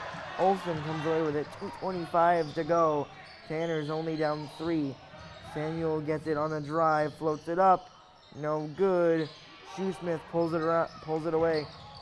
Liberman up ahead, ball deflected. 2 great defensive plays by Matt Olsen, 2 possessions in a row. Sullivan drives with speed, ball no good. Rebound Sigsbury. who will look to reset to Altman. Altman pulls up from the mid-range. Looks like his shot got deflected. Shoesmith rebound. Liberman pulls up from 3. Got it. This team knows how to shoot. Liberman, Foreman. Number 34, Keston Paul, the sophomore, checks in for Bedford. Samuel on the drive outside for Altman. Drive by Sullivan. Off the front of the rim, no good. Buchanan comes the other way.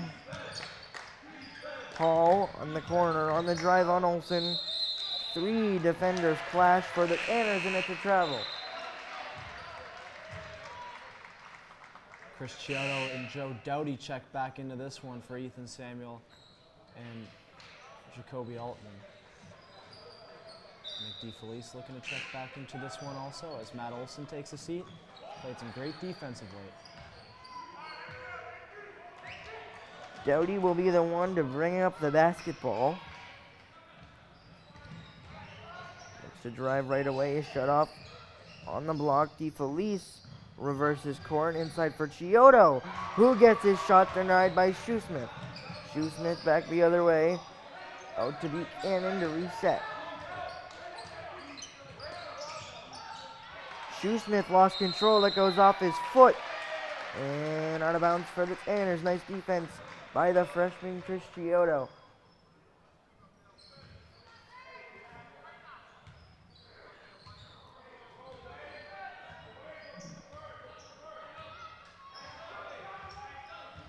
DeFelice in no hurry. Drives it in, outside. Too high for Sigsbury, and out of bounds with 35.9 to go. Good defensive possessions to turnovers, just shooting yourself in the foot.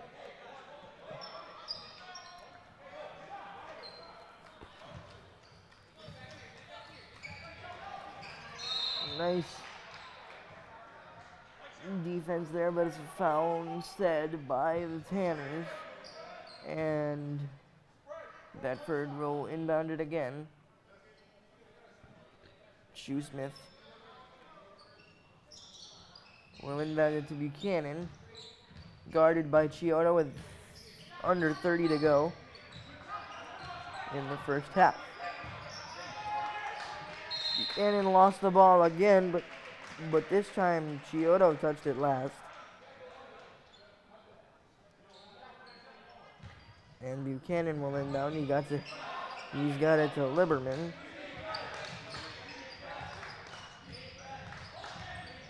Liberman on the drive gets his pass deflected by Sullivan and out of bounds. 13.3 leads the clock.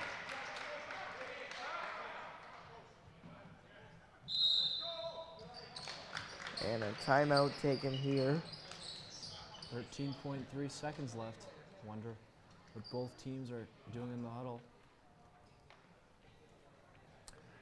Bedford will have possession coming out of the timeout. Tanner's still very much in this game at 6 points, the deficit. And it just hurts to see that Woburn, it seems like they've played the half of the season so far in this one. Still down 6 points, just shows how powerful this Bedford Buccaneers team is. Zeke, admittedly, we were not confused, but just interested to see how the starting lineup that was prepared by David White would perform, as the starting lineup has changed multiple times throughout the season, but this one seemed to perform the best. Yeah, and no, you're definitely right, but I think players that have came off the bench have performed as well, like a Giovanni DeC or Nick DeFelice with 4 points, Joe Doughty with that one layup. Mikey Sullivan came off the bench and hit a 3. So I think, yes, the starting lineup has been good, but I think the bench options have been great as well. So a team performance so far. Yeah, not to take away from the bench performances either. Another whistle. A good all-around team team half rather. As you said, with still 12.9 to go. Tanner's very much still in this ball game at 6 points. Yeah, and I think the two real stars for Woburn that have shined today Deflected by Doughty, but it gets into Buchanan, who can't finish. Got his own and finishes the second time. Tanners have to go quick, under 5 to go. Sullivan with an open look.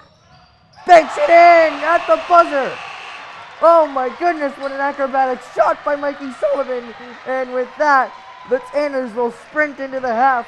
Down by 5, 34 to 29. What a first half we have had. Wow, that's acrobatics there from Mikey Sullivan. Decided to take the three in transition there with the time winding down.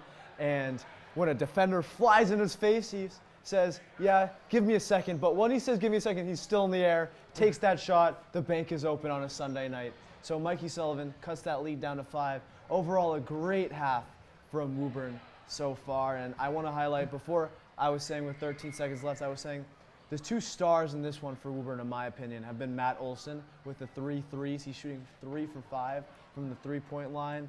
And I also want to mention Thomas O'Brien. He's had his will on offense, getting to the hoop. Hasn't converted a lot, but on defense, he's been great. Taking that one charge, it's been a great performance from him so far, too. A surprise performance at that by the Tanners up to this point. When you look at it on paper, it's easy to say that the Tanners seemed a little bit outmatched, but they've outplayed that narrative up to this point, coming of firing in the first quarter with 20 points as a team. 100%, Joey, and I still don't understand Bedford right now. They're not pressing the Woburn guards. I mean, Altman, Doughty, Francois, DeFelice, Sullivan, they've all struggled with the press this season. Let's just be frank with that. And Bedford, they're not pressing the basketball past half court. Sometimes Woburn struggle to even get past half court in games. So wonder if Bedford will make some adjustments in that sense. But other than that, I'm impressed with the Tanners so far, but I'm also impressed with the Buccaneers from three-point range. We've still got 16 more minutes of basketball to decide the victor in this one. We'll be back after a quick break on Woburn Public Media Center for your first half stats and updates and second half action.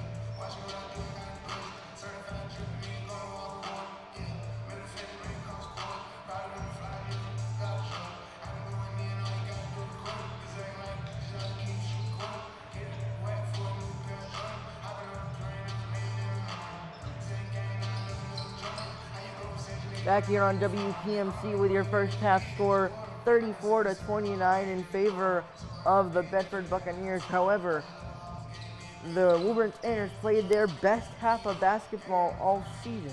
Zeke. Yeah, and I just want to mention though, it was a tale of two halves in a half.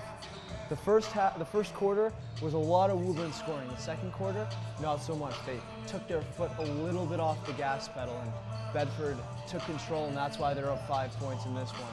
Can Woburn reinvigorate what they've done in that first quarter and bring it into that third quarter? That's what we need to see from them. Now, we mentioned at the top of the show that the biggest issue of the season for the Tanners was turnovers. They've limited themselves to just 3 turnovers in the first half. Now, granted, the Bedford Buccaneers have not gone to the press up to this point in the game. However, the ability to just protect the ball that well is a major improvement for David White's crew. It's incredible, Joey, how many more opportunities you get when you take care of the basketball. I mean, 3 turnovers, you get many more shots. Matt Olson's draining threes. Mikey Sullivan's draining threes, as well as that 3 towards the end. Moving the basketball throughout is helping the Tanners stay in this one. Granted, the Tanners have no pressure right now. They have nothing to lose. They're a 60 seed out of 61 teams in Division I, going against the 7 seed in Division II, who only has 1 loss on the season, beating Burlington, who Woburn got killed by. Both teams go back into their huddles, and we'll take a look back at the first game we had this afternoon. The Lady Tanners dropped their second loss to Bishop Feehan by a final score of 59-49. But the star for Woburn in that one was Shannon McCarthy, who racks up another double-double with 26 points and 10 rebounds. Yeah, and I just want to keep mentioning Shannon McCarthy, because Shannon McCarthy throughout this season, we'd wonder when she'd start getting going, when she'd not get going. She was a little bit inconsistent with her great performances. Granted, she's a very good basketball player. So it was just great to see how Shannon McCarthy took control of that basketball game like we know she can, and let's see if we can see that more in the future, and especially if they can play Bishop Feehan again in the final. Thomas O'Brien pump fakes, now looks to drive back outside. Olsen pops the mid-range, no good. O'Brien nearly tracks it down, but he goes out of bounds on the way out.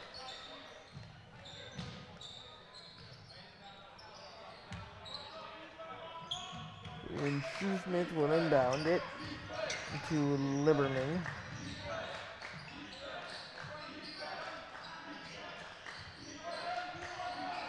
Buchanan on the drive gets shut off. Now it's out to number 0, Jamie Bayer. And now Shoesmith gets it back and fights through the contact for 2. Same thing, first half to second half. Camden Shoesmith getting the ball in the paint and getting down to dirty work. O'Brien decides to shoot the 3, no good. Rebound by Buchanan. Out in transition come the Buccaneers. The floater, no good. Whistle and an offensive foul. O'Brien once again, on defense, he's incredible. 3 times this game where he's been able to do that.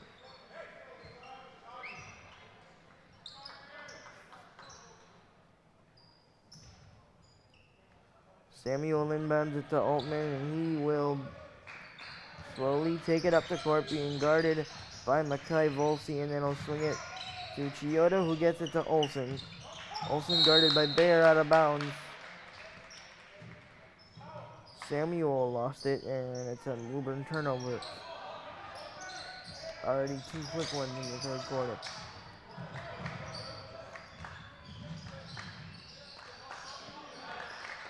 Liberman finds Bayer.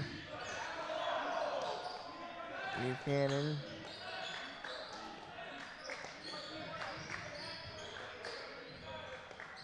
Inside for Joseph, but Joseph gets it to Shoesmith. Shoesmith, a force, and that post continues to find his scoring.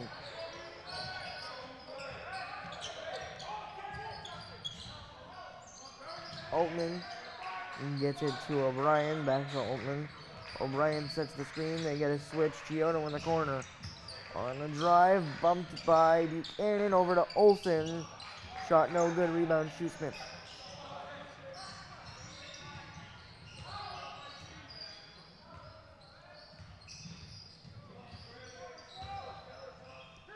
Buchanan swings it for Lieberman.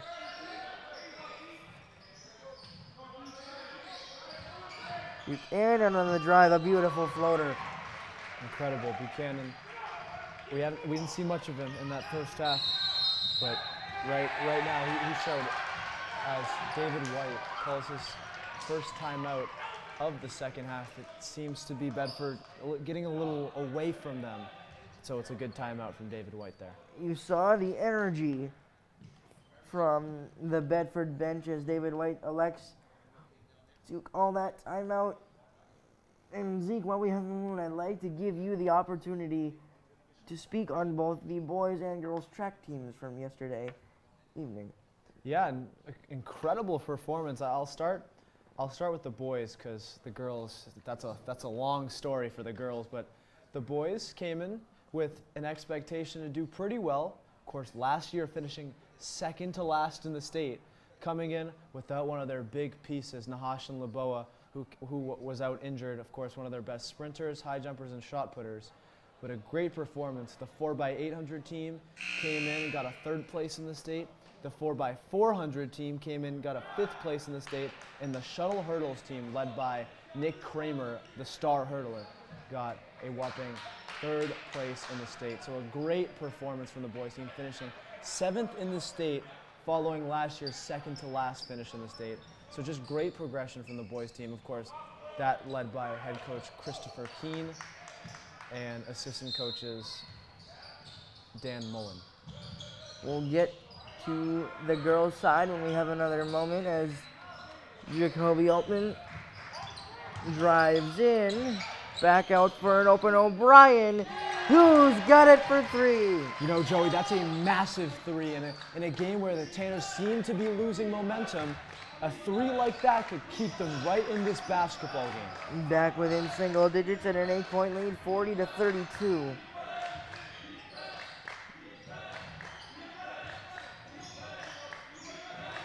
Into the corner, the swing out for Lieberman, back to Buchanan, who puts a nice move on, back out to Lieberman.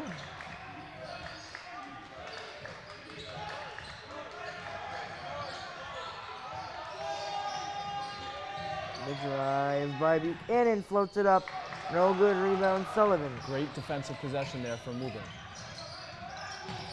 Sullivan shut down by a double team, back out to O'Brien. The swing, a 3, back to back.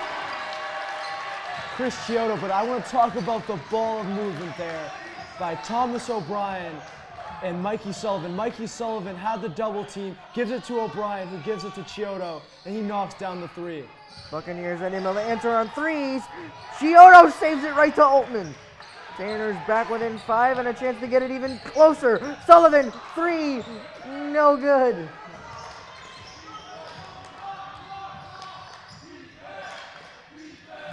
On the wing inside, Joseph back outside.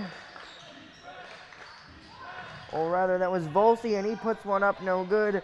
Shoesmith, tough rebound, is fouled, shot no good, and he'll go to the line with a chance to extend the lead. You know, the Tanners still have momentum right now, but every time the Tanners get momentum, Bedford say, hey, how about this? Camden Shoesmith, go into the paint, we'll pass you the ball. Take the ball, exactly. Take the ball and go to work. And he's just on one today. Shoesmith hits the first one. And here comes Gio Desir back into the ball game.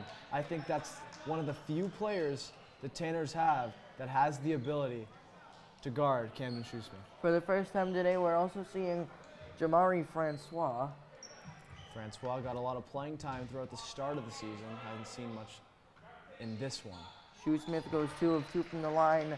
We've got a football score at 42-35. Indeed.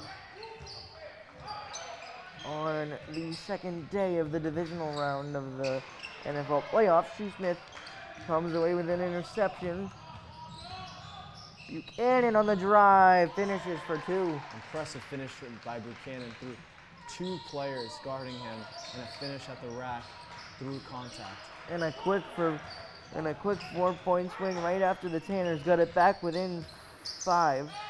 Francois shut down, and it's stolen away by Shoesmith. Breakaway, layup good. And just like that, the lead is back to double digits for the Bedford Buccaneers. DeFelice spins, tried to get it to the corner, stolen away by Shoesmith. Volsey breakaway, no. Offensive rebound, outside three, Foreman, you bet. He wasn't missing, Joey. He was not missing that three. And it's David White. I was about to say David White needs to call a timeout, and he does, to stop the bleeding. The Tanners have had about 3 or 4 turnovers in a row, and it's just killed them. They were within 5 about a millisecond ago, and now it's 14 out of nowhere.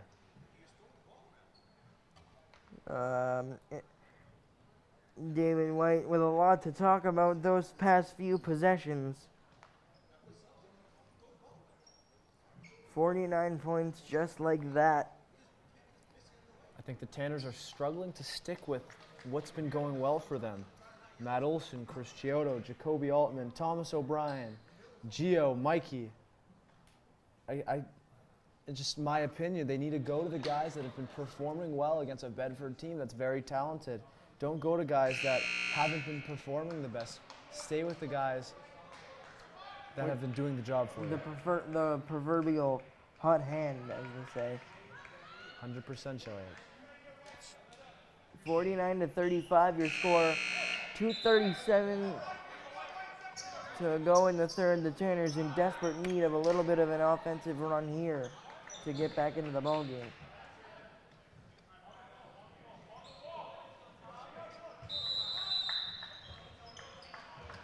Chiodo inbounds it right to Doughty.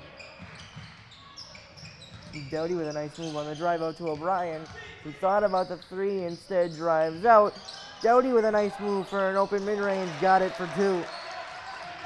Good fake on the three-point shot into a mid-range. Hesitated a little bit, but drained the shot. The drive by Volsey is good. Rather, that was Joseph on the basket. Sullivan with a move to O'Brien, who thought about another 3. Olsen now swinging the ball away from the defender. Doughty on the elbow, nice move out into the elbow for Sullivan. Olsen was the intended receiver. Instead, it's taken away by Shoesmith and out of bounds.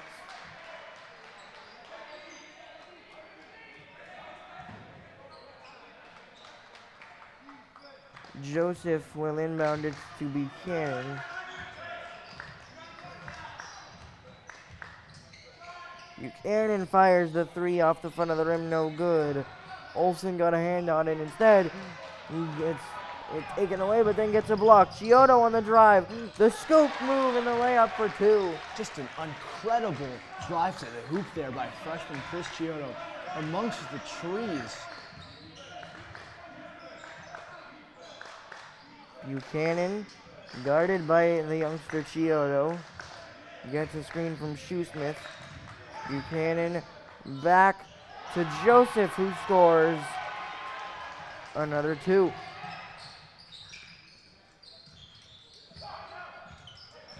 Under a minute to go now. Doughty on the drive.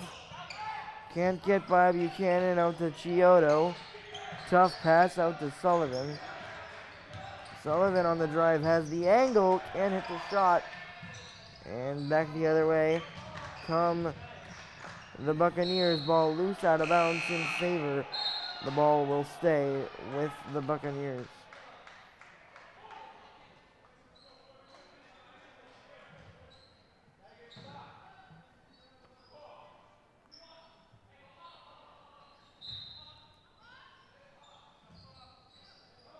Joseph looking for somewhere to go with the basketball, goes to Shoesmith. Buchanan on the drive, the floater is great. Matt Olson, very tall, big wingspan, but Buchanan has the experience, has the skill to float it right up above. O'Brien steps into a 3, no good. Rebound, Doughty. Back to O'Brien. Olsen will fire a 3, short. Another offensive rebound by Doughty. Sullivan now with 3 seconds on the clock, got it stripped away. And shot won't go at the end of the clock. But the Buccaneers have extended their lead to 55-39 and a larger hill to climb in the fourth quarter for the Woburn boys. Yeah, the boys, it's just, they turn over the basketball too much. They had a great first half not turning over the basketball with those 3 turnovers, but they haven't been able to continue that in this third quarter with 7 turnovers in the second half so far. And so you continue that, and it's almost impossible to win a basketball game against a team like Bedford when you have 7 turnovers in 1 quarter.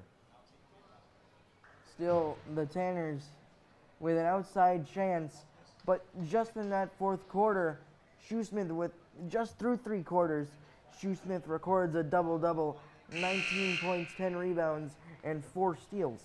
Yeah, Shoesmith has been the bread and butter, to say, for Bedford in this game.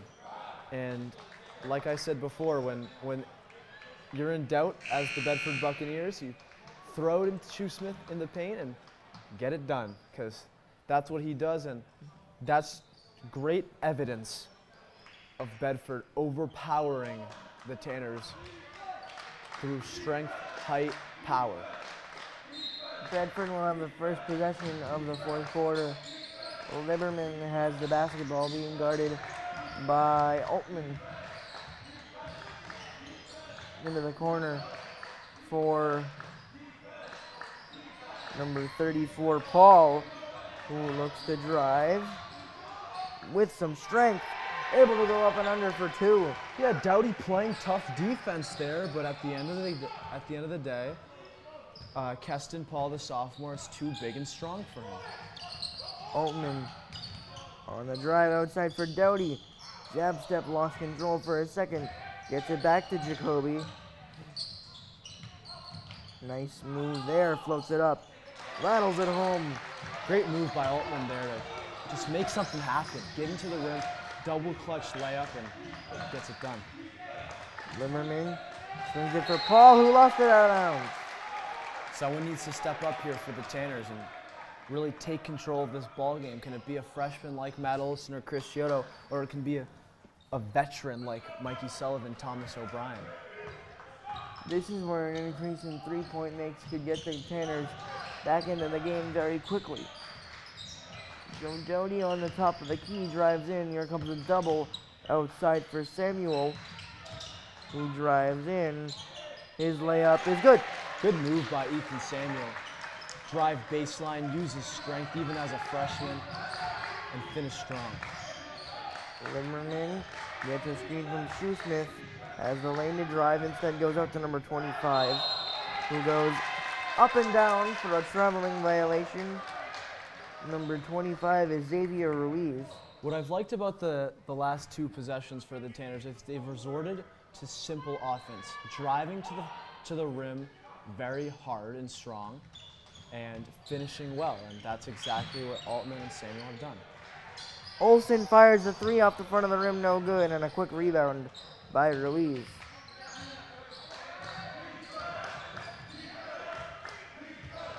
Liberman drives on Altman at the elbow. Instead, it goes inside to Shoesmith. Nice pass to Ruiz, who's able to finish.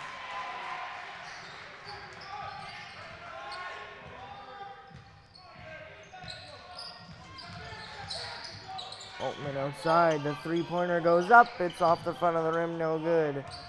Liberman will set it up again.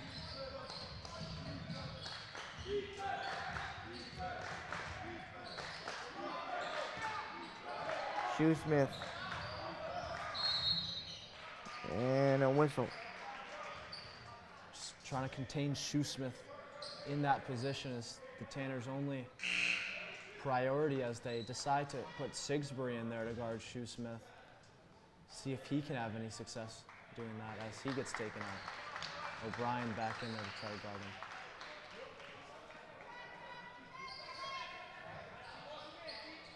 Liberman gets it into Shoesmith. They go right back to him. It's just too easy for Shoesmith in the post. It's unbelievable.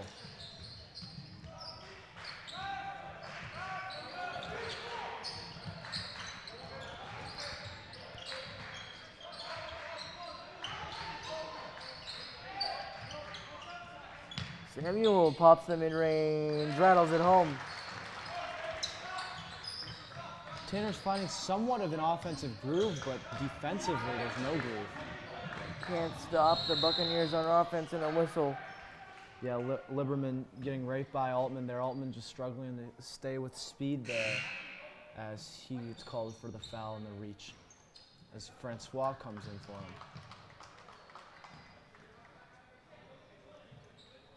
Olsen, Francois, Samuel, Sullivan, and O'Brien as Shoesmith knocks down another two. Just a really well-designed play there by the Bedford head coach, Anthony Halls. Olsen lost it for a moment, gets it back to Samuel. Screen from O'Brien. Samuel fires the three. It's short and rebounded by Shoesmith. I just don't think that's a good shot. That's not a good shot to take. For anyone, really. Yeah, really. Not even just Samuel. Yeah, just a step back three with two defenders on you. I think that stops offensive groove.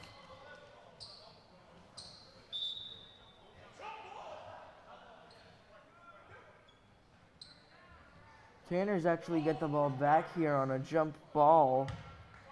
Forced, and Samuel inbound underneath the basket.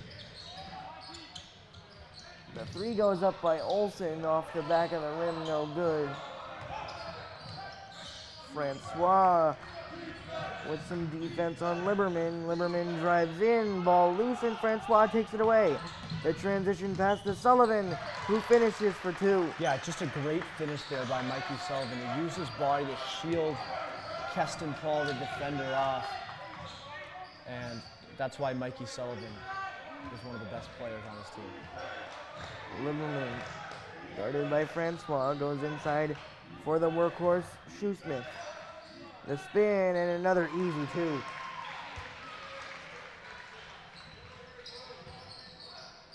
There's nobody to stop Camden Shoesmith right now.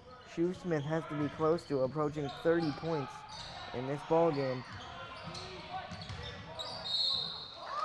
A whistle.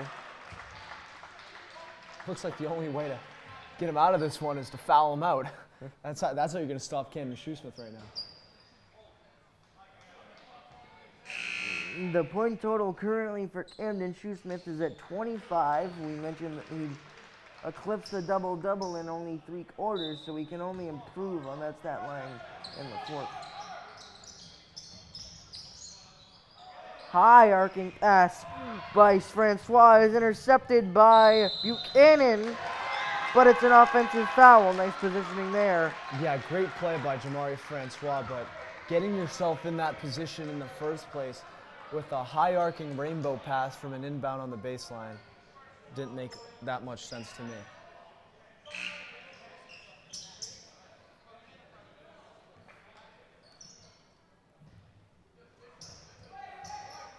Ball goes in now. Sullivan will bring it up with under 4 minutes to go. 3:37:65 to 47 your score. O'Brien on the drive, guarded by Paul. The spin back and the layup rolls out. Shoesmith with yet another rebound. Buchanan on the drive. Shoesmith sets the screen. They go right back to him in the post. And a nice pass. Buchanan can't finish, but is fouled inside the paint.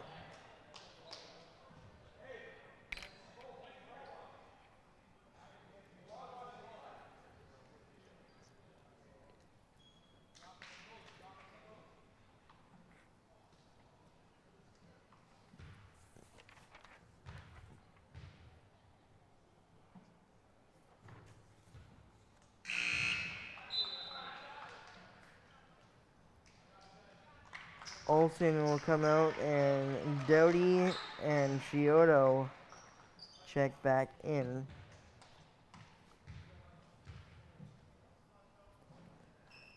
Buchanan knocks down a free throw. Sullivan on the drive outside to O'Brien. Follows his three, no good. Rebound, Paul. Yeah, he knew it was short from the second he took the shot. Liberman drives in, goes to Shoesmith. It goes off his foot and out of bounds.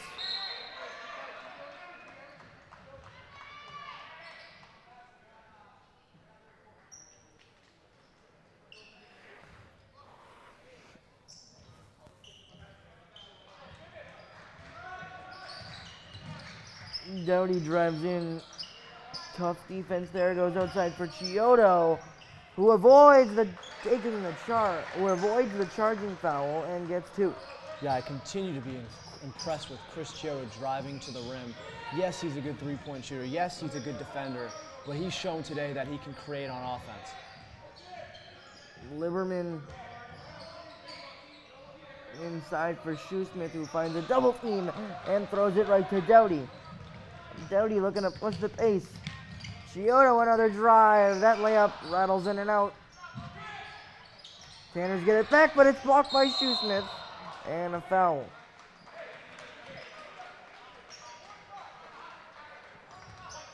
Kind of similar to the last game. 17 points, 2:07 left.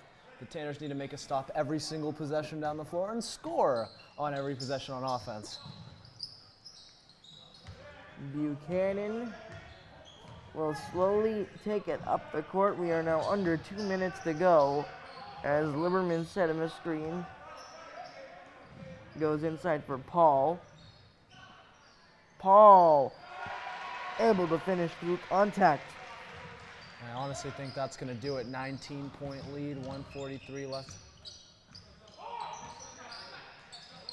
The three-pointer goes up and it's no good. Rebounded by Liberman. Francois just outsized there. Under 90 seconds to go. Liberman drives again through contact. Traveling violation.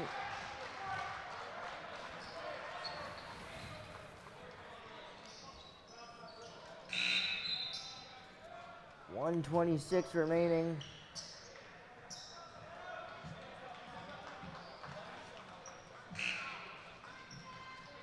Aiden Brown and Giscard Bati into the game for the Tanners. Some more youngsters getting an opportunity. As well as Sam Garrier, too. Late. And Sam, the senior. Matt Cavino as well. Aiden Brown with the handle. Goes to Samuel, out to Cavino, back to Francois, rather. Francois, nice move for two. And just to reflect on this game, Joey, I know it's a big-time loss for the Tanners once again on their home floor, but today there's a lot of positives to take. They showed signs of scoring the basketball. 51 points and counting. Aiden Brown takes a three. No good. Buchanan knifes through the defense on that last one as Sam Garrier gets the offensive board and goes up and under for two. Ball on the ground. Francois tried to dive for it. Buchanan gets it back. 35 seconds left. A couple positives I want to take about this game is Chris Chiodo. I think he had a great performance tonight. Defensively, from three, he hit a three, and offensively, I thought he was great on all aspects, mid-range, layups, three-point shots. I think he was great. Thomas O'Brien, I thought, was also great defensively, taking charge after charge after charge. And I also want to talk about Mikey Sullivan. I thought he was fantastic, too. Hitting those 2 threes, but a couple layups through contact really showed the player he is. First free throw, good. Zeke, I promised we'd get back to this, so while we have a moment, can you give your quick thoughts on the championship for girls track? Yeah, girls track are the Division II state relay championships, something that team has been wanting for year after year after year. They've had Division I athlete after Division I athlete come and go, and they still haven't got one until yesterday. They won 5 events. 5 events got first place: the dash, the hurdles, the 4x8, the 4x4, and the SMR, and got second in the 4x2. So a dominant performance. Just to put it in a couple words, the girls scored 58 points in that meet. Second place was 31 with Reading. So an incredible performance from the girls, and they're state relay champions. The first title for that team since 2018. And as we go back to the hardwood, your final score, Bedford 72, Woburn 53. We'll be back here on WPMC on Tuesday at 7 o'clock for a boys matchup against Melrose. For our entire crew here on WPMC, Zeke Altman, I'm Joey Matroni, wishing you a good rest of your night.